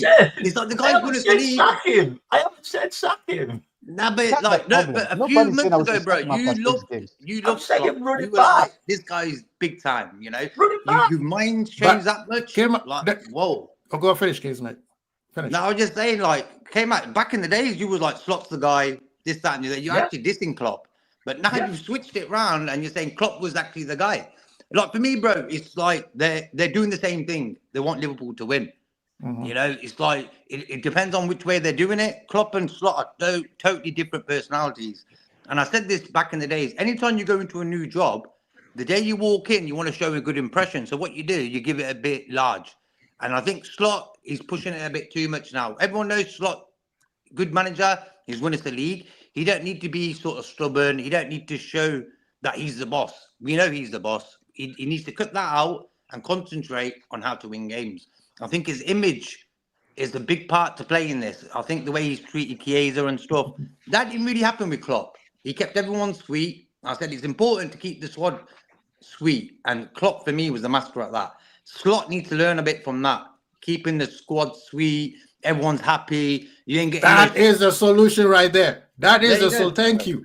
Because that's the problem right now, K-Mac. He is trying to make too many people happy instead of coming up with a system, and then we can play to their strength. You can't play to anybody's strength if you haven't identified who the system is built around or what the system is. Right now, all of us agree. What is the system? We don't know. Oh, right? And Ganga Deep, yes, I remember you wanted Klopp out for about 2-3 years. I said this on Donny Sam's show on Friday. Yeah. I don't think the players were signed by Slot. That one I don't agree. I know you said. I remember you saying. Tactically, those players fit his system. Like, I'm sorry. Like, so far this season. Okay, Mark, what is his system, though? We don't know his system. What manager in the world turns down Isak and Verts? The answer is no. Well, what I wanted to say this on the football terrace, but I didn't get a chance to. There's an element of Graham Potter at Chelsea, which I'm getting the feeling of at Liverpool. Yeah, like, he's been given. He's basically gone, look, I'm buying this player, I'm buying that player. Do you want him? Do you want him? And he's gone, well, yeah, because I was used to do finals. Like, exactly. Yeah, so but it's like, you want him, I'm going to sign him. You want him, I'm going to sign him. And Graham Potter was just like, yeah. And then Graham Potter had all of these players and he couldn't do anything with them. and he got sacked. No, K-Mark, that's a bit ridiculous. Yeah, but Ken, this is what you were talking about not long ago. And you were now me, describing that's this as the ridiculous. adult. That one is ridiculous. You were Go ahead, you were talking about You guys this will a kill while me, ago, man, I K-Mark, swear. and you were calling it the adults being back in the room. Like, but the one thing I have to take issue is that you're saying that he came in and took over an unbeatable Klopp system team. That team finished third and fifth to 2 years, but he didn't take over a quadruple winning juggernaut Man City team. I didn't say he didn't tweak it, but he still played the same. No, but you said he took over an unbeatable Klopp system and he just did what Klopp did. That's literally, you said he used Klopp tactics, Right. and that The team team was was finished fifth. it's not and an then third. unbeatable team. You use Mo Salah. Maybe it's just a word unbeatable. So Like, You know, so Salah, he took that team and he did something with it. But he took the Klopp midfield the regen midfield. And he took that. We can't be naive and sit there and go, well, would we have won the league if we didn't have Mo Salah? Well, the answer is no. Yeah, but you can't be naive to say he just sat there and went, training today, lads, here's the plan. Do what you did under Jurgen Klopp. No, because he brought the adults in. That's what I was talking about, the adults, like the backroom staff, like the fitness coach, the nutritionists, like all of those people came in and they've done an unbelievable job because our injuries were reduced by God knows what. Like that. Yeah, but how are all these things now? Like like you were 100%. Like what JK was saying, back in Klopp, or back in Slot over Klopp and all that. But this is like, how can we be in October, first week of October? Are you there, thinking, this hasn't clicked. How have we gotten to this point? Like, how? Yeah. What is the idea of being here right now? I get it. We've lost 3 games in a row. Said it earlier on. Any Liverpool manager, from Bill Shankly to Kenny Dalglish to Rafa Benitez, you lose 3 games in a row, you're going to be getting asked questions, especially if you spent all this money. That's fine. This is his first major bump in the road. Is he the manager that can do this for the next 4 or 5 years? Is he going to be the next whoever? We don't know. But if we write him off now, I think at best we're at risk of looking foolish. The Irishman, where I disagree a bit, is that we all seem to focus on just this season, but we saw this in the back end of last season. Yeah, we all seem to be focused on just this season. The back end of last season was also a shit show. That's true. Yep. Okay. Nini's out here trying to think he dropped the mic. You haven't dropped the mic, man. Come back here and pick up the mic. You haven't dropped the mic. I agree with K-Mark. I think he should go back to the system that works. I would say, but we don't have the players for that system, though. Yeah, we do. No, we don't. He has the same players. That's the system he's trying to do right now, and it's not working. No, he's not. If Verts and Isak aren't part of this, the system, then we're doing it wrong. Exactly. Because guess what? Let's go player to player. Isak can I at least finish the point? No, you drop the mic and then you walk away. Why do you want to finish the point from this guy? Anyway, the thing is that when he says the system, it means a structure. Mm-hmm. No, I agree. Certain things have changed. How you played, a structure and how you played last season. Bring back that structure and put a few starters that you signed. Okay. Let's just say put Isak in place of, let's say, Jota. May so rest in peace. Mm-hmm. Let's say put Frimpong in place of Strength. Mm-hmm. You get a point. Take out McAllister, plug Szoboszlai in there as your double pivot. Put Vert in front of them. Mm. There will be enough energy around Vert for him to operate. Slot has tried everything except putting Slot and Gravenberch and Sobo together as a double pivot. Now, I agree. But I don't think that is the problem. Let's do player to player, right? Isak is replacing Nunes. Remember, the reason why he decided to listen to what Mo Salah suggested to him, Jota. Yeah. And then Jota Ekitike, right? Diaz, we haven't replaced Diaz like Genga is saying. Because Diaz, do you guys understand? And this is where I'm going to tell people, Diaz was never an inside forward. That's why when people were going at him saying he doesn't score goals, I was like, what are you talking about? He was...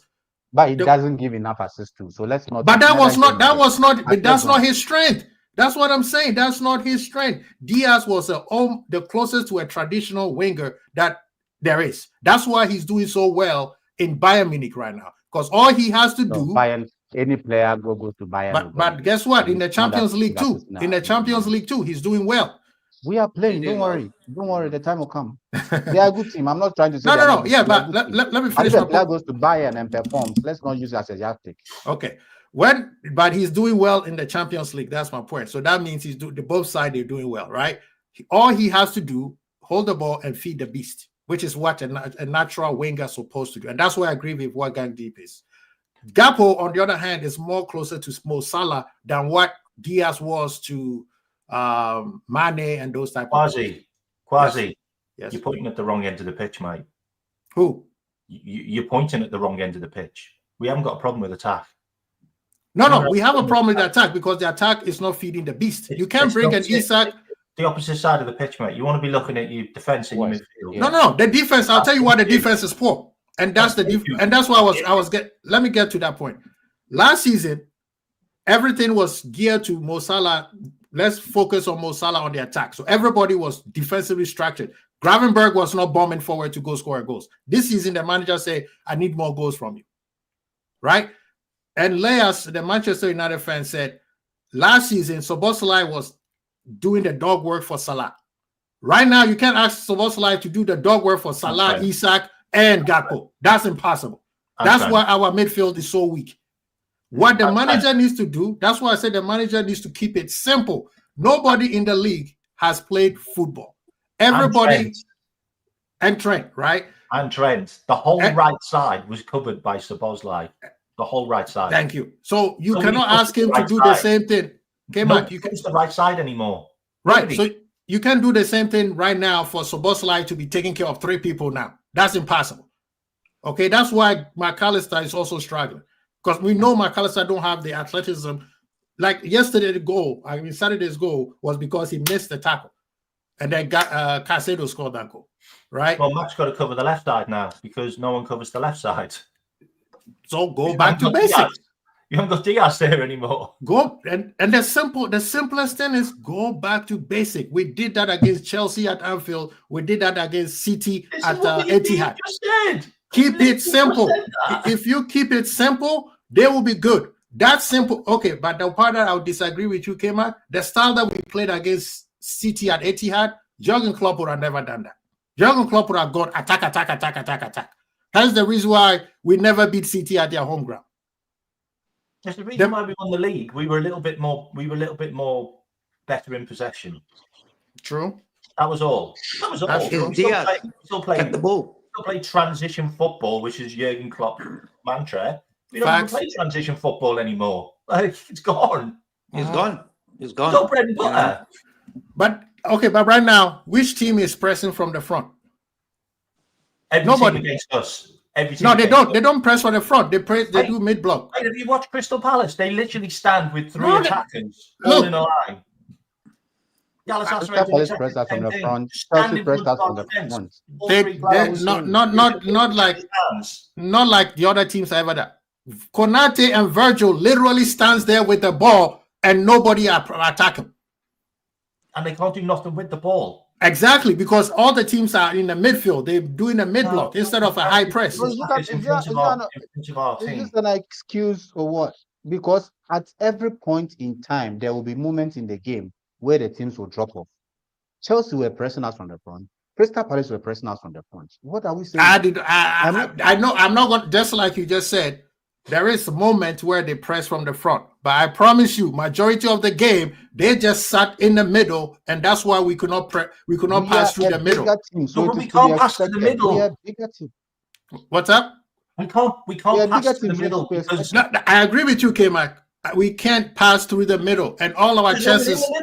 There's nobody in the middle. Like they're not moving. The opposition have now worked out that Arne Slot wants to do everything through the middle. You. That is where I was going with.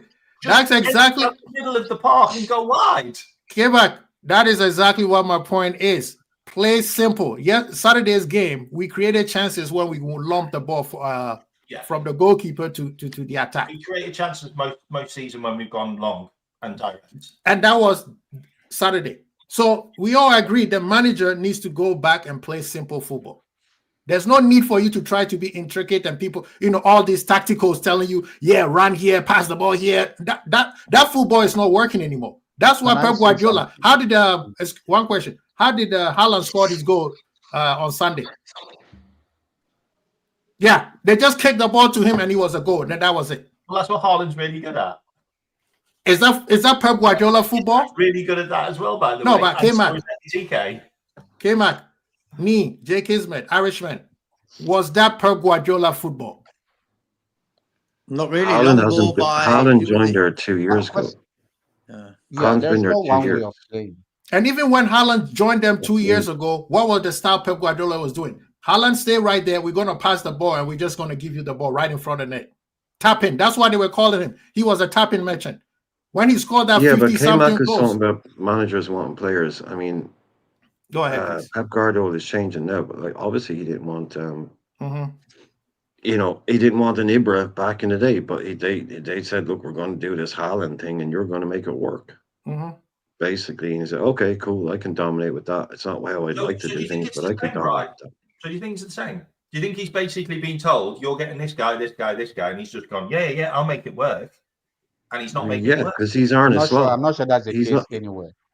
Yeah, he'll have his input, but he's earning a slot. He's not going to sit there and turn. I don't see a single player that we bought that he says no to. I don't see a single player we bought that he says no to. Did he get everything that he personally would have wanted? But that's not how it works anymore. He's brought in knowing who he's going to work with, how it's going to work. But it's basically like we're not Bolton here, and the guy is coming in being offered some second-rate French defender. He's being offered the finest players in world football, so he's not going to say no to them. No manager has turned down Burton, Isak, and Ekitike. Not one. Everyone takes them. So my question is, and I said this from the start, and I don't want him sacked, by the way, but my question is he gonna change his style? Because his style isn't suiting the players that we've signed for him. Full stop. I don't know anybody that's come up. I haven't heard anybody. And I've got a small little football brain. I'm not a big tactical dude, but even I can see that it's not easy to get Ekitike, Isak, Mo Salah, Florian Wirtz, Dominic Szoboszlai, and Alexis McAllister into the same team, as well as two flying fullbacks. There's only 11 places on the pitch. Even I haven't seen anybody comes up with I've seen plenty of this is how it works type videos. I haven't seen anything that looks like that's how you do it. The first point is you're not playing flying wing backs. You're not even playing that. So how'd you get that's the big problem for me. How'd you get it to work when you want everyone on top of each other in the centre of the park? He's too controlling for me, Slot. Like, when you think about it, you get some managers where Klopp was a bit wild. He thought, fuck it, let's go for it. Let's just do give 100%. Look at Andy Robertson, cost 7 million. The guy was the best left back in the world. Why? Because there was no shackles on him. He was just allowed to do what he wanted, And when you're a player at a small club, what happens is you'll give 100%. Why? Then the big club come and buys you. And I think a lot of players have done that with us, I think Ekitike is the only guy who's hit the ground running. For me, he's quality, fair play to him. But I think controlling. Look at the pace we build up from the back. You could build a 3-course dinner by the time Kanate gave the ball to that guy. Thank you. It's a fucking joke. Thank you. Where's enthusiasm? That's the point I was about to make. I'll build up his slow. They had enthusiasm. Too slow. And that's it. Enthusiasm. We got no enthusiasm to win that game. That's why we're losing now. There's no enthusiasm from no one. From left to right, left to right, left to right. Left to right, left to right. God help me, man. Kanate had the ball to play through the middle. Yeah. Even if you want to play through the middle and it's difficult, you just need to move the ball faster and quicker. Yeah, and people have to move around. And people have to move around.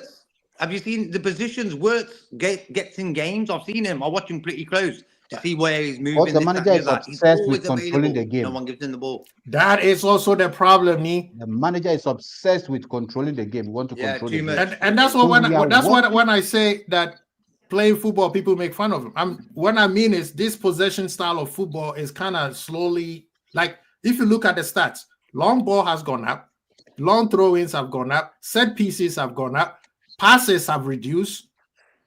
You see what I mean? So, and it's not that is part of the changes that he also needs to understand. Yeah, everybody, we don't want to do what everybody else is doing, but brother, everybody's using the basic style of football to beat you, which is let them have the ball, and when you get the ball, lump it to the striker. Yeah. Can I also mention one more thing as well? I've got to shoot off because I'm doing my show in a bit, but there's just two things I want to mention. One of them is, why did you tell everybody your tactics last season in all the interviews that you did? Like, I'm absolutely bizarrioed about how are you?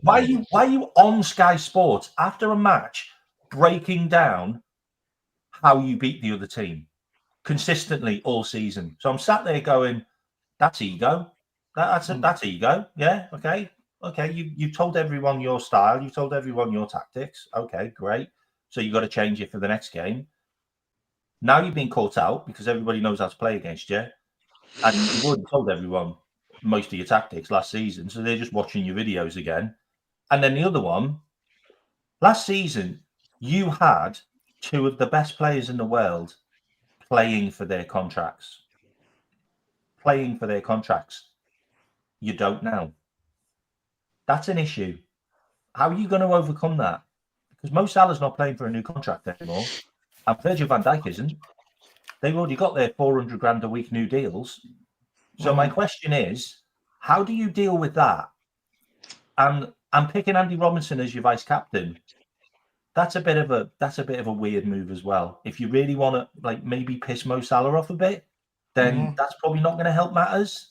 But I've got quite a lot of questions, and my biggest question is, have we gone for this? Have we gone for this guy too soon? No. Because maybe he should have gone to a Bournemouth for a year or two. Nope. Before he comes to we got him at the right time. I don't know. No, we got him the right time, and I'll say it again. Yeah. I'm getting Brendan Rodgers because we signed Brendan Rodgers from Swansea, and he nearly won us the league. Right now, there's no manager who is so seasoned vet that you could have brought in and go right after Klopp. Okay, so if Brendan Rodgers would have won the league that season, where we finished second by like 2 points, that's an Arnie Slot for me. No, because that's an Arnie Slot. That's a guy from unknown. It's a guy from unknown coming straight into Liverpool and bagging a league title. But most managers that have come up recently, there's no more. Jose Mourinho is not the same Jose everybody think he was. Who's the other one?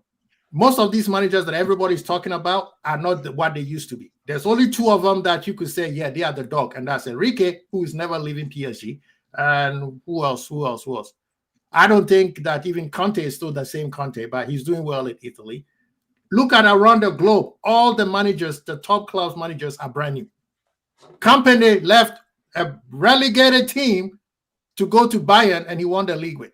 Mate, I could win the league with Bayern. Okay. But guess what? What's the name? Alonso. Same questions that you're asking about Arnie Slot, the same thing is going at Madrid. Yeah, and because Alonso went there, prepared himself in Germany. Are they top of the league? Won the league. So that's what he's trying to say. So what does it got to do with anything? We have managers who up top. What's the name? No, Pep. The Don. Alonso didn't come from the bottom all the way to the top. He did when he was in Spain. All of this thing that you guys are, this agenda that you went to Leverkusen, and before he went to Leverkusen, he was in Division 2. Exactly. He was a big jump. Was not a Bayern. He was a big jump. He was making. No. See, that's the problem. You guys are disrespecting La Bundesliga. The jump that Alonso did from Spain to Leverkusen, it was a huge jump. Yeah. But Leverkusen was called Neverkusen for a reason, because they never won anything. And then what did he do? So it is not like no. Don't disrespect it. Let's go back to it. What Alonso did. No, because you are not addressing the point I'm making. Listen, because you don't listen to what I'm saying. What Alonso did is like bringing somebody from the Division 2 of English pyramid to the Premier League and go undefeated. And not at the top team. No. It doesn't matter where he did it. He still went undefeated. Was it the first season? I think so. He built the team. He built the team. He built the team. He came in halfway through the season, built the team. Slot hasn't built a team. Well, that's his chance. So you guys are not even giving him a chance. Yeah. This is his chance to build a team. Now you question him. You question him if K-Mac, this is his year. K-Mac, this is his team he's building. He had a No. Go back to what you just said. Let's go back to what you just said. Alonso built that team. Yeah. This guy came in and the team was already built. He brought a player that he didn't even play. One of them went on loan. So why are we out here chastising him? I agree that he needs to make changes. Everybody has heard me say that. He needs to do better. But we cannot sit here and act like this guy built a team last season and this season he's trash. No, this is his first season. This is his first season. Okay? No, wait. We can't go both ways. If we are asking him to build a team, we gotta afford him time to build it. We can criticize the mistakes out of the way. Now here is the problem. No time with the players he's just got. K-Mac, 1 minute. So you wanted him to just come in and start winning all from the back. Yeah. Question, 1 second. All right, that makes sense. 1 second. Go ahead, Dean. Question, 1 second. Yeah. If I give you a Ferrari, and you cannot win a race, or I give you a Ferrari, or let's just say I give you a VW, an average car, mid-level car, and then you win a race with, and now I get you a Ferrari, and you are not winning a race. It is a problem for me. I am not saying that we should sack him yet, but everything that anybody else is saying is based on this again. You have put your foot in the mouth because you forgot that I'm a car enthusiast. Somebody who drives a Volkswagen and jumping into a Ferrari, do you know how the gearbox works? Do you know how the response of the car is? No, you don't. You have to take time to build it. We are giving this Big up, K-Mac. Thank you so much. I appreciate it. Thank you for giving Hussam my number. No problem, mate. No problem. Good to have you on there, mate. Yeah, me. You put your foot. I'm a car enthusiast. No, let me finish. Let me finish your point. Let me finish your point. Understand my point in context. No. Let me finish, and then you could. Let me finish, and then you could, because I know what you're doing. You're a Ghanaian politician. You cut me off before I even make my point. When you give me the Volkswagen are easy to drive. Okay, a Ferrari is sexy. Dealing with a Ferrari is not easy. Yes, it's fast. You're right. What you are doing is semantics. So what do you expect? Now, if you say you give me a Volkswagen and now you give me a Honda Accord, then you could say that. But you go from Volkswagen to Ferrari. Because now you are attacking the mechanics of the. No. I'm not talking about the mechanics. I'm talking about the power of the car. The car is a Ferrari. It's built for certain things. No, you ask the questions. So we are talking about the mechanics of the argument, not the mechanics of the car. Okay. Look, you're both right, because at the end of the day, what I'm saying is that we are talking about it.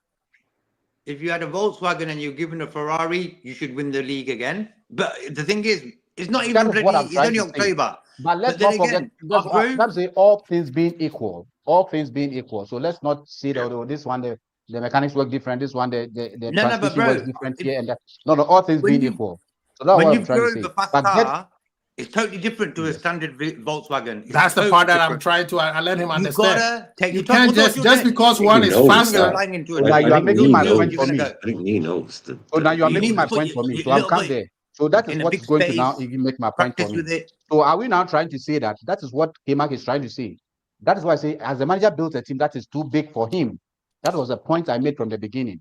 So now what you are saying is now making my point for me in a different sense. Being that now we've gone in for a Ferrari, which is the Isaacs and whatnot. Are we now supposed to go for, let's just say, a Formula 1 driver instead of that average person who can drive fast? No. See, this is the power you and K-Mac are not putting into context. What we are saying that you are not wrong. We are not saying you're wrong. You gave me a car and I make the best of it. And then now you gave me a supercar.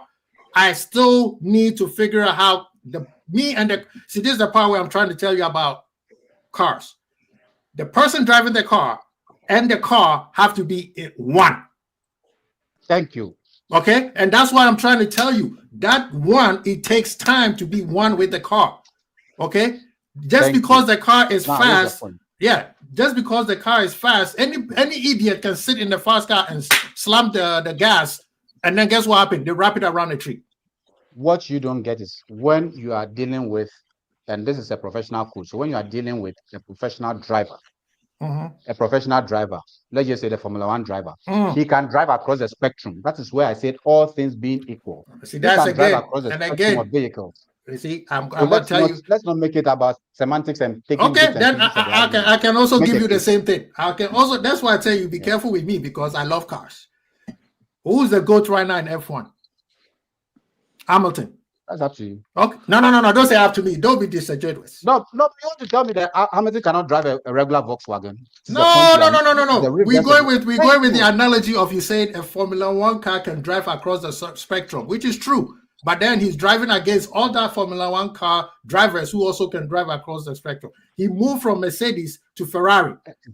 How well is he doing now? That all things being equal. Which is all equal. So back to it again. Let me finish this one.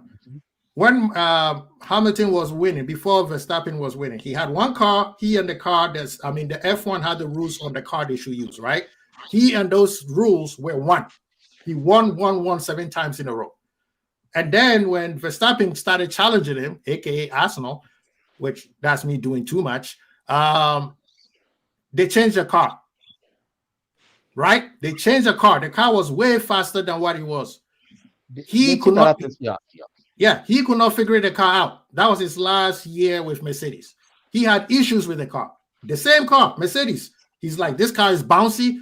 The response time is a little bit slow. He's coming off the curve, sliding all over the place. He moves. The mistake you're making is that is not necessarily a way better car. It's even a better car because those cars were faster. The handles was poor. Then he goes to Ferrari. Huh? Which one? No, you continue. Okay. The Ferrari, he goes from Mercedes to Ferrari. Ferrari normally has a very, very good car. They just never had a better driver. They get a better driver than the one before. And still, he needs time to adjust to the rule, the team that he has, which is the Ferrari driving team, to be able to have a consistent win. And that's all me and J.K. Smith, and I think even Irishman said earlier. How much time do you think Arne Slot needs? I'll give him a year. The season. You gotta give him a season. You gotta give him a season. Everyone is saying, but I speak now. It's not the same thing everyone is saying. Nobody is saying sack him now. No, we're not talking about a sack.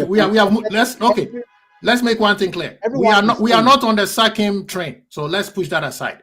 We are not on the sacking train. So everyone is saying that if the guy does not get us to does not win the league at the end of the season, sack him.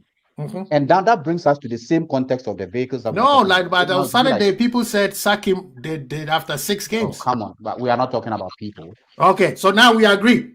I've never said that sacking, bringing a new. I never said sack him. No. I never said you said sack him now. No, but I'm not saying. I'm saying. I never said sack him if the things are let's say he comes in 5th at the end of the season, right? Conversation can be had, say, you know what, let him go.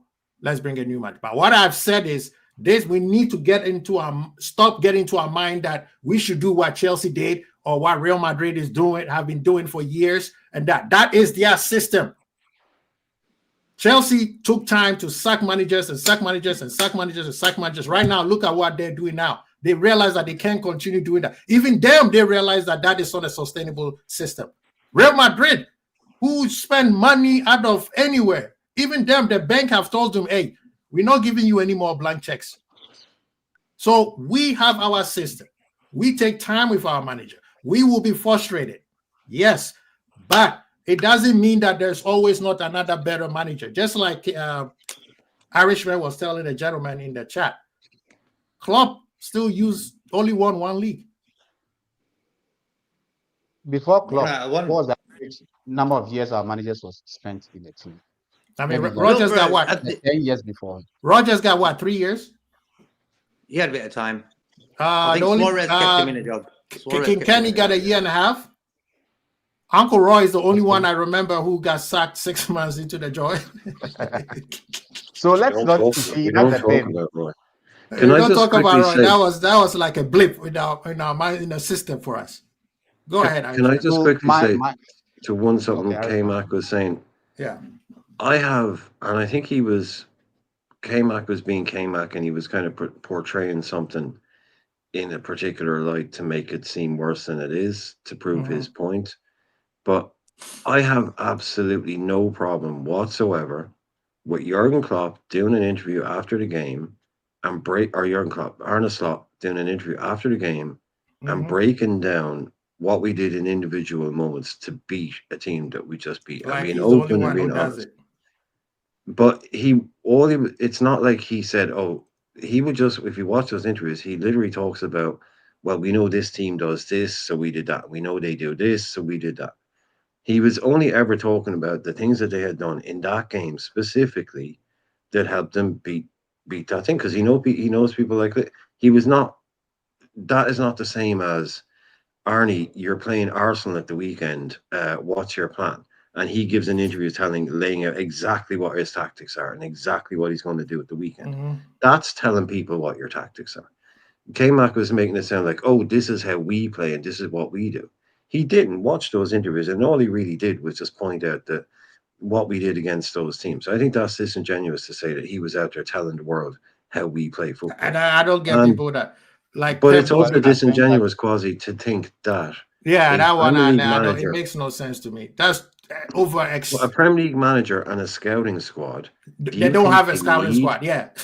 But no, do you think any other Premier League squad or manager needs Arne Slot to tell them how we play? They know how we play by watching us. It's not always giving away all the secrets. He's opened up the secrets book. They know what we do. They can watch us and they know. I think K-Mac was making that sound like something it wasn't to me. Making it sensational. And that's the thing, because this is a part, right? Sorry, K-Man. People are so frustrated, they are not even looking at the solutions. As soon as you say, okay, what's the solution? They are mad. I'm like, no. What is the solution? If K-Mac has listened, people are also proposing solutions that the coach is not using. Yeah, but you have to give him time. If I am Chiesa, yeah, and Salah is putting in these kind of performances, and I never get a sniff. Okay. If you give Salah his work rate and heart to every player in that team, we're beating every team. And that's what it is, enthusiasm. So Salah is the only one showing enthusiasm, hence why he's probably been our best player. Right. And it's as simple as that. And I think the part that people also are not understanding is how many tries do you have, Irishman, maybe you the scientist in this bunch, how many tries do you have to do something before it becomes, so like, let's say he gives Salah one more game and Salah doesn't do well. Do you think because he didn't do game in one game, cut him off and bring somebody else in? He's going to keep trying him until he realizes that, okay, Salah, you got to sit down, champ, right? You have people like Salah, as much as we all frustrated, he has the right, he has earned the right to give him as much time for him to turn this around, right? Now, what the manager can do is limit the amount of time he's giving him. Because this thing of having him wait till the 95th minute and then I get a penalty and all of a sudden Salah becomes a hero, yeah, that's kind of like not fair for the rest of the players. So certain things we have to understand, and I know because we are so frustrated, we don't rationalize it. You can't just give one person one chance and say, you got one chance, and if it doesn't work, that's it. The manager has to try a couple of times. Even his system that he's playing that we don't like, he has to try it a couple of times to see if it'll click. Now, we hoping that he's not Amorim, because that brother over there has done it for how many months and it's not working, and he's still doing the same thing and he say, fire me, even if it doesn't, if you need a new system, then yes, I agree with all of you guys said you want him out. But all I'm saying is, yes, Liverpool, we are high standards, and that's all we need. We should be looking at. We are royalty and we need to look upwards. But at the same time, consistency requires partners, and partners requires what? Doing it over and over and over and over and over, and then it becomes a habit. And then that's where you build that chemistry. Now, it's also a thin line called insanity, which is doing the same thing over and over, expecting something different. That one, yes, I agree with all of you guys. we need to still fight it through it. We got to keep, like Irishman said, no one is coming to save us. Kwasi. Yes, sir. To address a few points. Yes. If you are to draw a curve in our performance this season, let's put the results aside because the results papered over the cracks. But if you are to draw a curve of our performance over the season, it's been going down. The performance earlier in the season, we're not playing well, but it's not as worse as it is now. Right. So the more time that we are being given for him to work with the players, the worse we are getting. Yes. So I don't have a problem if people are sensationalizing it. I'm not saying we should sack him yet. Right. Also, the point when I said that the Chelsea Abramovich era, they were more successful. I'm not trying to say that we should implement that model. But what I'm also not trying to let us think is that our model is the best because this is Liverpool. This is our way. Because our way has won us literally nothing for 30 years. So we shouldn't also think that this is the only one way. The reason Pep Guardiola has stayed for long is because he's been winning. Don't forget that other coaches won before him at City. And they still sacked them when they were not winning. Yeah. So part of the reason why he stayed there for long because he's been winning. Right. So the whole thing, there is no one size fits all. There's no magic pill, whatever, to turn the whole situation around. I believe we should give the coach a chance. But we should also not think that this is our way, this is our way, this is our way. For 30 years, this way was winning us nothing. So let's not pretend as if our way is the best out there. No, I mean, that is the point I was trying to make, but I wasn't trying to say that we should adapt the Abramovich. No, I get you, but model. You have to understand Liverpool's way is what a lot of other. We are obsessed.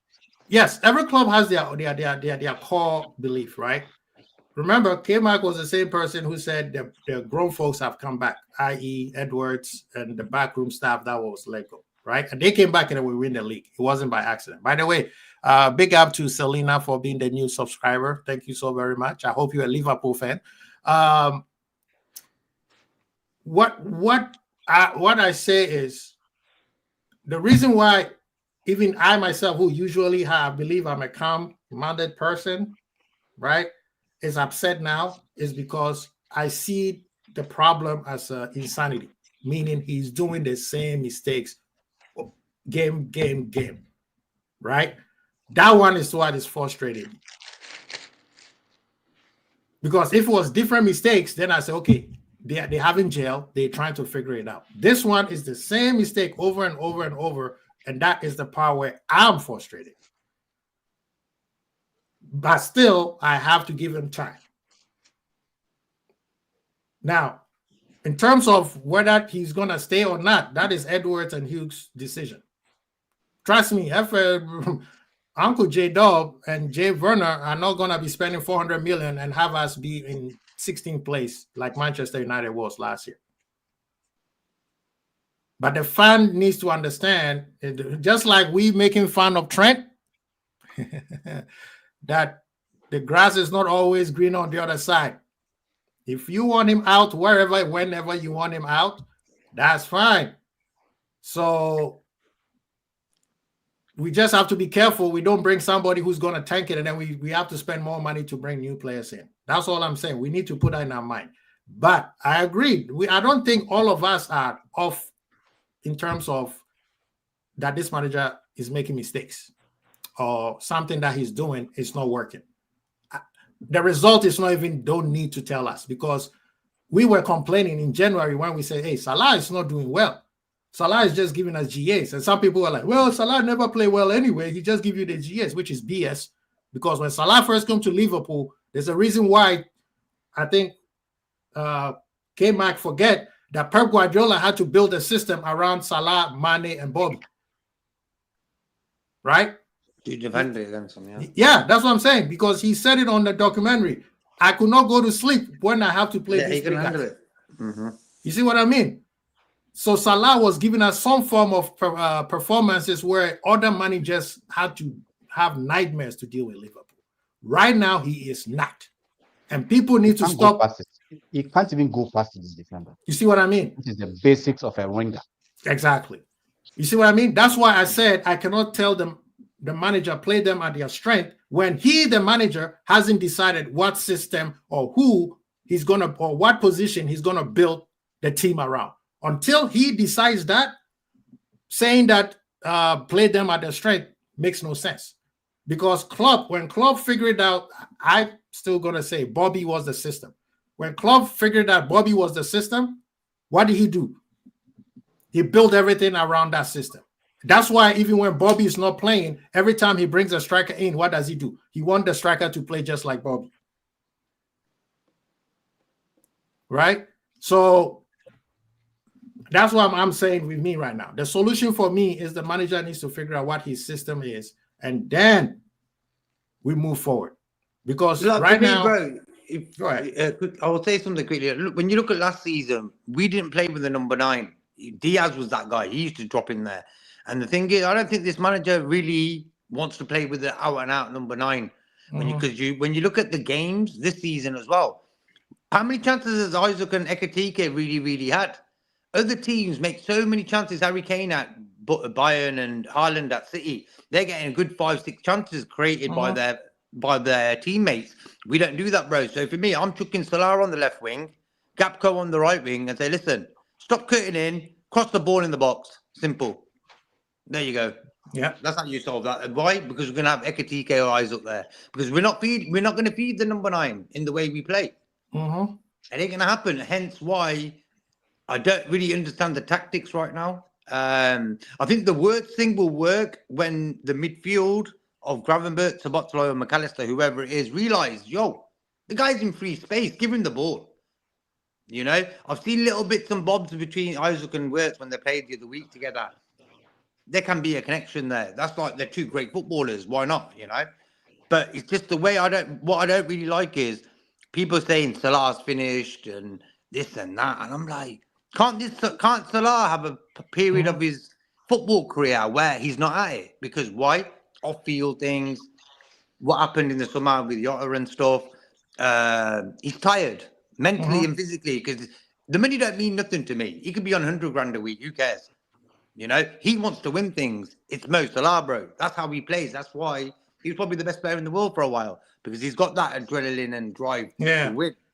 As soon as he's off that sort of energy, people start questioning. I'm thinking Liverpool fans are always thankful of the guy and the players who played for him.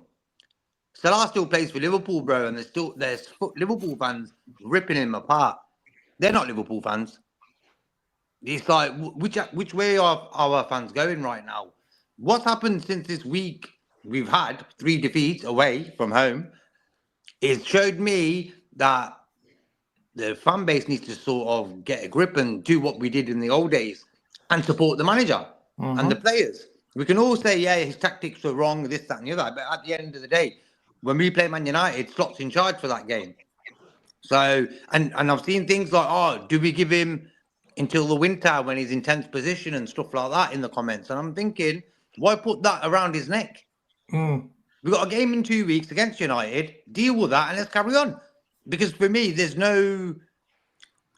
we're 1 point off top. You know, if we were 3rd off bottom, different story. We're 1 point off top. Quick question. Where I have a problem with that is, okay, all right, coming. Yeah, I was going to ask, last year, I had the thing said we had 14 points. Arsenal was at the top last year, right? Who was at the top at this time this year, last year? Because I think we were 2nd or 3rd around this time this year. It must have been Arsenal. Possibly Arsenal. Yeah, because when we took the lead, we never looked back. The reason why I still believe that this season is not over, 32 more games. We could blitz the rest of the season. No one says it's it. Right. So I'm kind of like, I agree with what Jake Kisman is saying. Some of the fan base need to get the ripper. They just love this sensationally talking negative. It makes no sense to me. Klopp is not, I'm going to say it again. Klopp is not coming back. Yeah. I know they're extreme fan bases, but I mean, let's also not pretend as if some of the things, the issues they are raising. But that's the problem. Well, look at the Newcastle goal. The 3rd goal that we scored against Newcastle, bro. Why did we score that goal? Why? Because all the players showed enthusiasm and pass that ball so quick, Newcastle were bamboozled. We ain't doing that. And that's why we're not winning games. Because We're it's not doing it specifically bang, to your bang. point. Yeah. Specifically to your point, there is no correlation in the fact that we are still on course to winning the league. Because to address BK's point first, we said, oh, we are leading 6 points, so it doesn't matter. It came to 5 points. Oh, we are still on top with 5 points. Then it came, 2 points. Oh, we are still leading. It doesn't matter. Now we are trailing by 1 point. We are saying, oh, we are just 1 point off the top, so it doesn't matter. Let's address the problems. But the problem is never going to go anywhere. Anyway, so let's not say this, oh, we are just 1 point off the top. No, I'm not saying, I'm not talking about that. But there have been seasons that we have been on top of the league for the most. And they still didn't win. The calendar season, and we still didn't win. Exactly. So let's address this and stop doing this. And that one I agree. That's why I agree. But you see, this is the thing though. Even though some people are making valid points on the problems, they're taking that and making it seem like the world is falling down.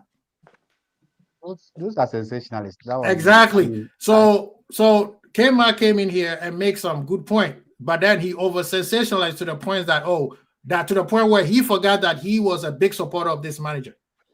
Big. And that's what Irishman was trying to point out. And even Kismet pushing out, say, hey, brother, you were the one who were championing this guy. All of a sudden, you telling us that, he's not good enough. This is the same Kmart who wanted Gravenberch sold. Still waiting for us. Was that that club? Still yes. waiting for club. Yes. I wouldn't. No, even when Slot took over, he said we need to sell him.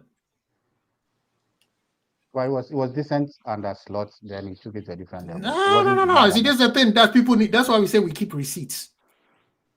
You cannot. No, the problem is that maybe he expected a different profile of Metro. But that's the problem, Nee. That's why it takes time. If we have done what K-Mac wanted to do with Gravenberch will be doing it to another team right now. We will be looking like Bayern Munich. Like, what did we just do?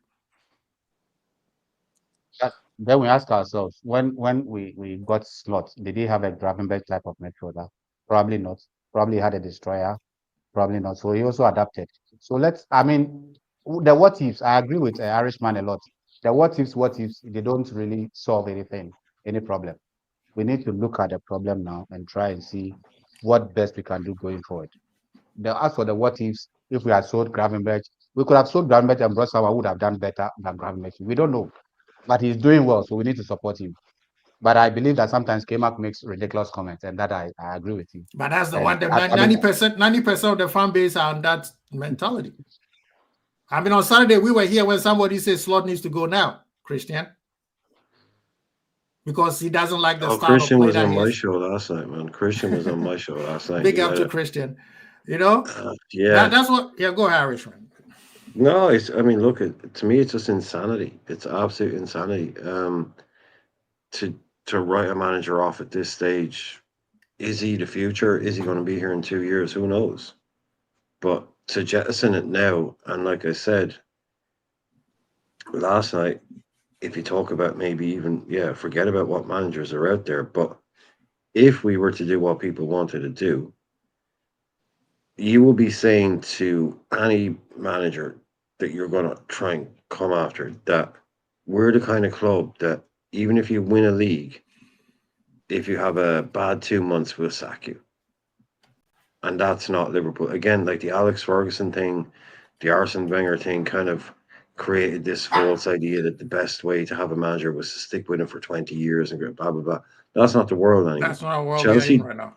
Yeah, Chelsea do it a different way. They will sack a manager after they win a title because that's just what they do because they'll expect the next guy to win a title.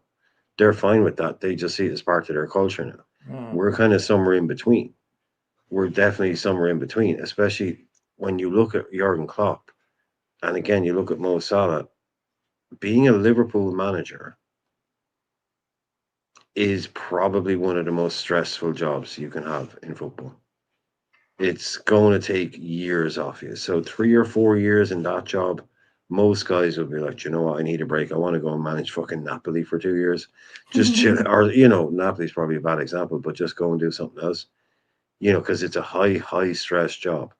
I don't expect managers now these days to stick around for 10 years, 12 years Me, ideally, nice situation will be Arne Slot does 4 years at Liverpool. So that'll be last year, this year, and 2 more years.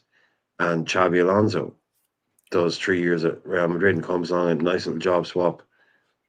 Alonso comes to Liverpool. You know, I definitely don't expect Arne Slot to stick around as a kind of a legacy type manager. But while he's here, I still think he can do a good job. But it is all new to him. I mean, we can't underestimate how new this is to him too. I'm going to be interested to see. I have a sneaky suspicion that this might come back and bite me, but I think we might be a bit better in Europe this year than we are in England. I agree. I think we might be a little bit better. The team looks like it's a cup team than us. I was thinking about that as well. Yeah, it's gonna be with the way we playing until he makes the changes that a lot of people are talking about. We're not gonna be more consistent. Space. Yeah, we're not gonna be consistent open, like less last physical. Year.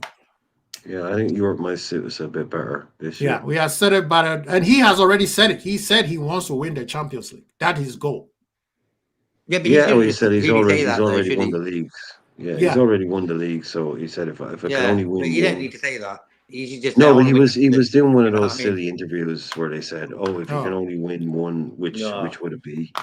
So he said, "Well, look, I've already won the Premier League." Either this or that. Yeah, the question was either the league or the Champions League. Guess what? Yeah, you can. So he was one of those silly Sky Sports type interviews. If you can only win this or that, but he had to get a jail free card because he can say, "Well, I've already won the Premier League, so if I can only win one more, then obviously I would take the Champions League." So I don't think it was that. We need to not be getting over our head. If you want the manager out because he took Klopp space, then I'm sorry. Klopp is not coming back. I'm going to keep saying it. Klopp is not coming back. If you guys are mad because FSG decided to spend more money on this manager than Klopp, hey, Klopp is the same person say, I don't want to spend 100 million on a player. Remember that? At the end of the day, the manager can't keep making the same mistakes over and over. I understand you can't just try something and it doesn't work and then you throw it away. Sometimes you have to give it time. But if the Irishman, I have one question. Yeah. Irishman, if come January, let's say we are eighth place, and trailing the leader by 10 points. Oh. I know the what teams are sometimes crazy, but what would you say? Would you still say we should give him to the end of the season? Yeah. You're going with the doomsday scenario. Yeah. Yeah. Do you expect us to be 8? I mean, no. Yeah, you could say it. Like someone said earlier, what if we're 12th in the Premier League and we're out of the Champions League? Because we have almost made a thing. What if? Because we have almost said it is almost cast in stone that we have to give him the year. That's why I'm you have to. Yeah, you are 8. Who are you bringing in to come win the league when you are 8? 10 points. I still think you kind of in January 8 depends. Like you said, 10 points off the leader, didn't you? Mm-hmm. Yeah. I mean, again, okay, would run with that as a doomsday. I'd still be holding tight purely because. You're probably better off getting a new manager in the summer than you are in January. Thank you. Yeah, right it off. You don't want to make that same mistake Manchester United somehow in some crazy alternate universe ended up in 8. You know, okay, I can't see it happening, but I mean, let's be honest. I think third is kind of like will be bad for us. Yeah. Let me say, Irishman, let's say this: the manager we all love that people think is going to come back. The year that he came in third after winning the league, when all the center backs were all of a sudden fell off. Thank you. You see the way we are giving context. Where was he at? Where was he at before he came third? You see the way we are giving context. No. I just want you to understand the manager we all loved, who basically, with his own hands and money, built a team before Slot got there. The year that we lost all the center backs, he was first by January and dropped all the way to 7th. And then he did what? He took off and came. We had those magical moments with Allison and all those stuff. Goalkeeper scoring and exactly. All that, yeah. So we ended up third. So maybe by January he could be 8th and then blitz the league and win. We've seen Pep Guardiola done it. I don't know what. Just because he's Pep doesn't mean no one else can do it. Right? The year that I just announced, Pep was in 7th for a long period of time till around Christmas, and they took off, and I think they won 17 games straight. So that's what I'm saying. Yes, if you want to do knee-jerk reaction, hey, kick him out. Let's see what happens. Kick him out and see what happened. Amorim still hasn't recovered, trying to come in halfway through the system. Remember, I know certain man them who said I've stopped supporting Liverpool because we did not get Amorim. Wow. On my show. I don't want to mention names because the man has come off 4th and confers for his sins. So I told him I'll let it go, but it's still there. So I can bring it up. Yeah, Uncle Rod. Why are you mentioning names? Why are you mentioning names? I'm asking questions. No, why are you mentioning names? I say I'm not mentioning names, and you mentioning names. This brother. I'm just saying, people need to calm down, be frustrated. That's good because you deserve higher standards. That part I will not take for everybody. But with your high standards, please be rational. You see, when the question came, we were like, oh, it could be that. That is a problem because we are all positive, and I expect us to be positive in the face of adversity. So, everybody say, oh, we could be trailing 10 points and blitz the league and come and win it. But we could also go downwards. If the trend is that he had a 5-point lead, then in the game, drop. That's why I say let's look at the trend of performances. Let's look at the trend in performances. And when you're giving the Klopp example, you said he lost his defenders. And then, so now he has literally has the best starting 11 in the league. Also the context can be said with the same year Klopp thing happened. When VVD went there, everybody said it's over. Yet he was still winning with Matip injured. Gomez was the only one left, I believe, until January, and then the bottom fell off. So even with Klopp, his performance was a high trajectory, even though he was losing his center backs. They were going in and out. Matip was going in and out. There's a reverse exactly. You see what I mean? So this one has the best players in the best fitness possible, and they're still not performing. Are they fit? Are you sure they fit? How many players aren't fit? McAllister doesn't look fit. Maybe McAllister does not look fit. And Isak and literally that's it. Isak is not really fit. People don't understand the importance. And we have enough cover. Who else? Chiesa, can you rely on Chiesa? Is Salah even Salah? Is Salah fit? Is Salah fit? Salah is fit. Physically. Salah is fit. Physically. He's fit, yeah. Match fit. He's even match fit. Just that now he's declining in performance. But he's fit. Is Bradley fit? Bradley is match fit, but he's not that good. Sometimes we should accept the fact. Be careful, Irishman might stomp on your head. As good as sometimes they are not as good as we portray them to be, and sometimes. Thank you. You see, that is also kind of Irish. Oh, okay. He's the other kind of Irish. He's Northern Irish. He's Northern Irish. That also is another show for another time. That point you made at the end there, and that is also blinding a lot of Liverpool fans, thinking that just because we spent 400 million, that means we spent 400 million across the whole team. We have players who are not good enough. But nobody wants to say. Some players last season came in on a high hype because we were doing well. And we saw that in club years where a lot of players, Bachetic, came in high hype. And then all of a sudden, when we needed them. That makes my point. Oh, thank you. That is the benefit of the system working. That's why you know why this Mosquera guy is looking like a worldie in the Arsenal defense? Because their defensive system structure works well. That's what when you plug in an okay player in there, he does well. And that's what I've said. That's why I am forcing Klopp to fix the system. That's what I said at the beginning. That's what I said. I said I cannot say play them at their strength if you haven't come up with a system, and then you could go. Guess what? When the system was working, Bradley was making tackles on Mbappe. Yeah, challenging him, matching him for pace and whatnot. But and I don't think that because the system was working. I think he was overexcited to be part of the system that he played. No, but the system last season was working well. True. Because we were both defending well and also attacking. Some people are saying that after January, the system was not working. Because it was hinged on some particular. You see, last season, that's one thing. Salah, I agree with you. Salah wasn't performing well last season. And he was scoring a lot of goals. So he masked the whole performance. So when you talk, Salah, GA, anytime you bring, they mention GA. Yeah. GA. That's what they were talking about. The GA record. When he had to break the GA record, it took him the last match of the season. I think the last game of the season. It took that much to break the GA record for one season. Meanwhile, he has struggled for about 10 or so matches before. So sometimes we get masked by the results and whatnot. That is why when I started, I said, let's look at the performance and put the results aside. I'm a performance merchant. We're even better in performance, but now as the coach is getting more time with the players, we are getting worse and more confused.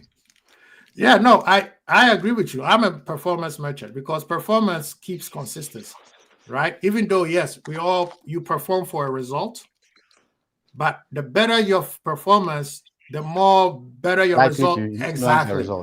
But a lot of people are like, well, as long as he's got his GA, well, what can you complain about? But yet it's affecting everybody else. That's why I was trying to say on Saturday where somebody did not tell me, I think it was Christian who said, I don't understand. I said, no, when one player struggles and we build the team around that player, it affects everybody. And until that particular problem is not fixed, you are blaming Kirkus. I don't know why everybody blaming Kirkus. Hasn't done anything wrong besides getting dunked on. The game against Bournemouth was just him being over too excited. That was just a young player who has come to a big club and he's playing against his former team. Everybody understood. But Bradley is making more mistakes than Kirkus, but everybody say Kirkus needs to be sold. Kirkus, how many mistakes? See, people are not thinking. I think the reason is, I don't believe Kirkus is a problem, but the reason is that Bradley has been there and we thought to bring in a better player. But we brought Kirkus in to be the better player. And he's not affecting the game that much. I don't think he's a problem. The reason why he's not affecting the problem is the system. Like you said, the system is causing him not to affect the player. So now the problem is halfway line, bro. Both fullbacks. They don't cross the halfway line, get it wide, cross the ball in the box. You know, like we have no. Think about this. We've got Gakpo and Salah, both right-footed, left-footed, playing on the opposite side where for me, they should play. Because for me, if you want crosses in the box, you ain't going to get it from Salah unless it's from his outside of his foot. So for me, Kirkus is the only tool we can use in a situation where. But the problem is that when he gets the byline, he doesn't cross the ball. He brings the ball back. That is my problem with him as an individual. Yeah. The few chances he gets to go by the byline, he does not cross the ball. He and then pass but that's the thing. Everybody thinks that he's Robo. Robo and Trent were the few fullback in football recent history who can make a cross from the center line that looks like somebody crossing from the corner line. He's not that. Kirkus, look at Bournemouth. Kirkus crosses is he gets to the byline and then cross it in like a winger. That's his strength. So until the manager figure out the system, which we both agree, you're not going to get the best out of all of them. Right now, we're trying to please too many players. You see what I mean? We're trying to please too many players, and it's not working. And the fact that a lot of people are angry is because we're doing the same mistake over and over and over. Change. Make a change. If it doesn't work, make another one until it works. But if you keep doing the same thing and thinking new result, brother, you know what I mean? But big up to Fazzy. He's in the building. I know he's back from his vacation. Yeah. But Wednesday, Fazzy. I might take a little break, to myself need to diffuse and go to the basement and refigure out, assess myself.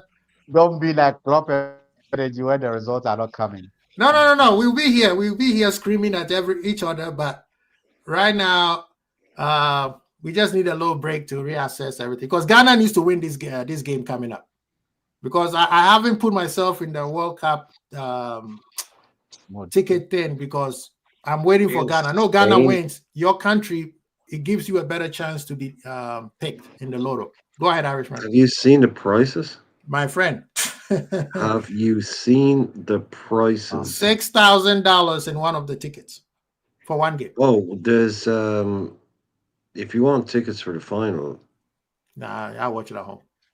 You're not like they're talking about 10, like you're talking, and that's before they get scalped. Yeah. Before they get scalped, they're $10,000 for a ticket to sit at pitch side. Capitalism. No, I mean, football's a money maker, you know. That's why we spend 100 million Absolutely Oh, on insane, man. It's what they do in America. Money is king. In American sports, money is king. They don't. Yeah, it's all about the best. That's their way of doing it. Yeah. Yeah, and they don't care if you have like, you know, they don't care about having like a lot of people from one end, a lot of people from the other. They don't care about having corporate guys who can just pay and then sit there. that's what they're looking for.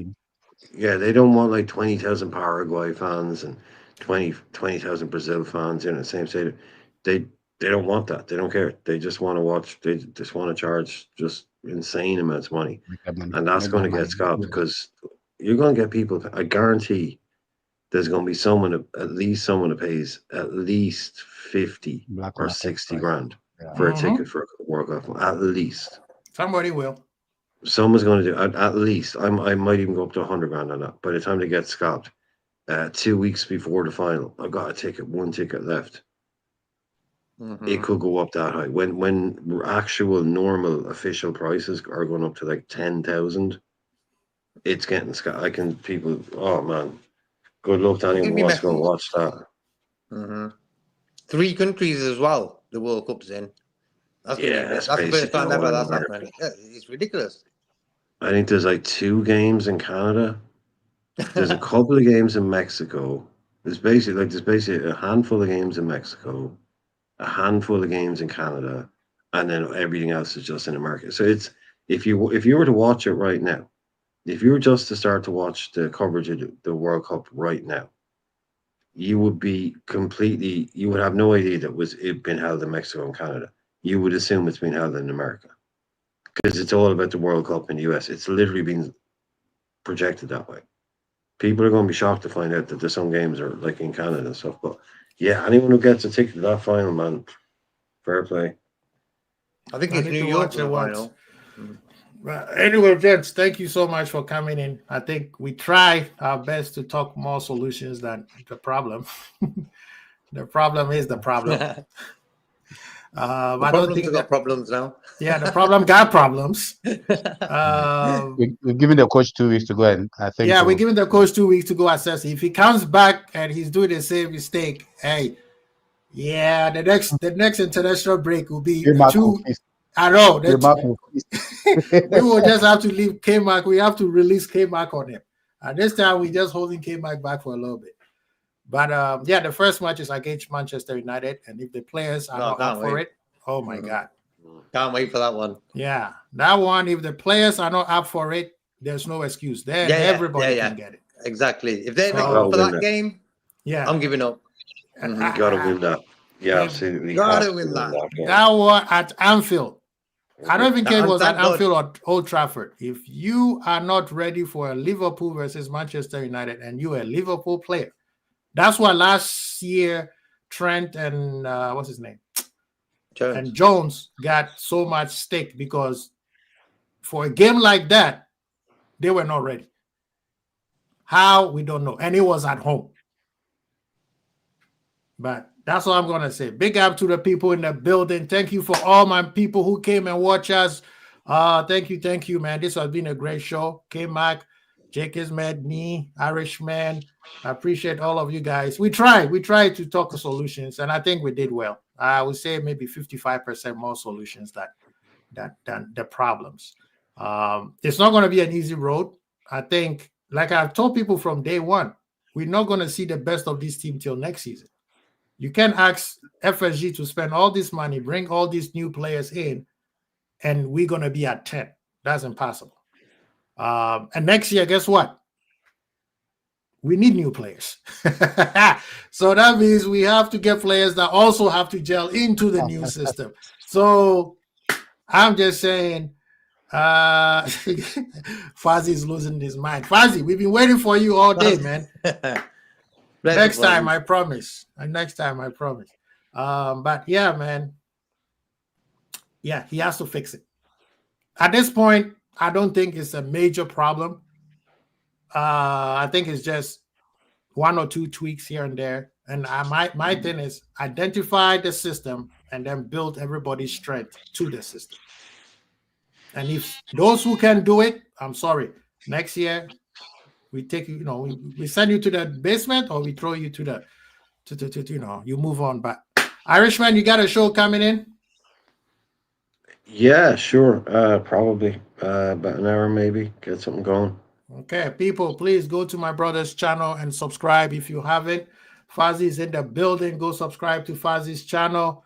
K-Mac was here earlier. He also, please go check out his channel and subscribe if you haven't. And then Rasta Crab, who is with the Bajan family, please go subscribe to the Bajan Red TV show. Very good things going over there.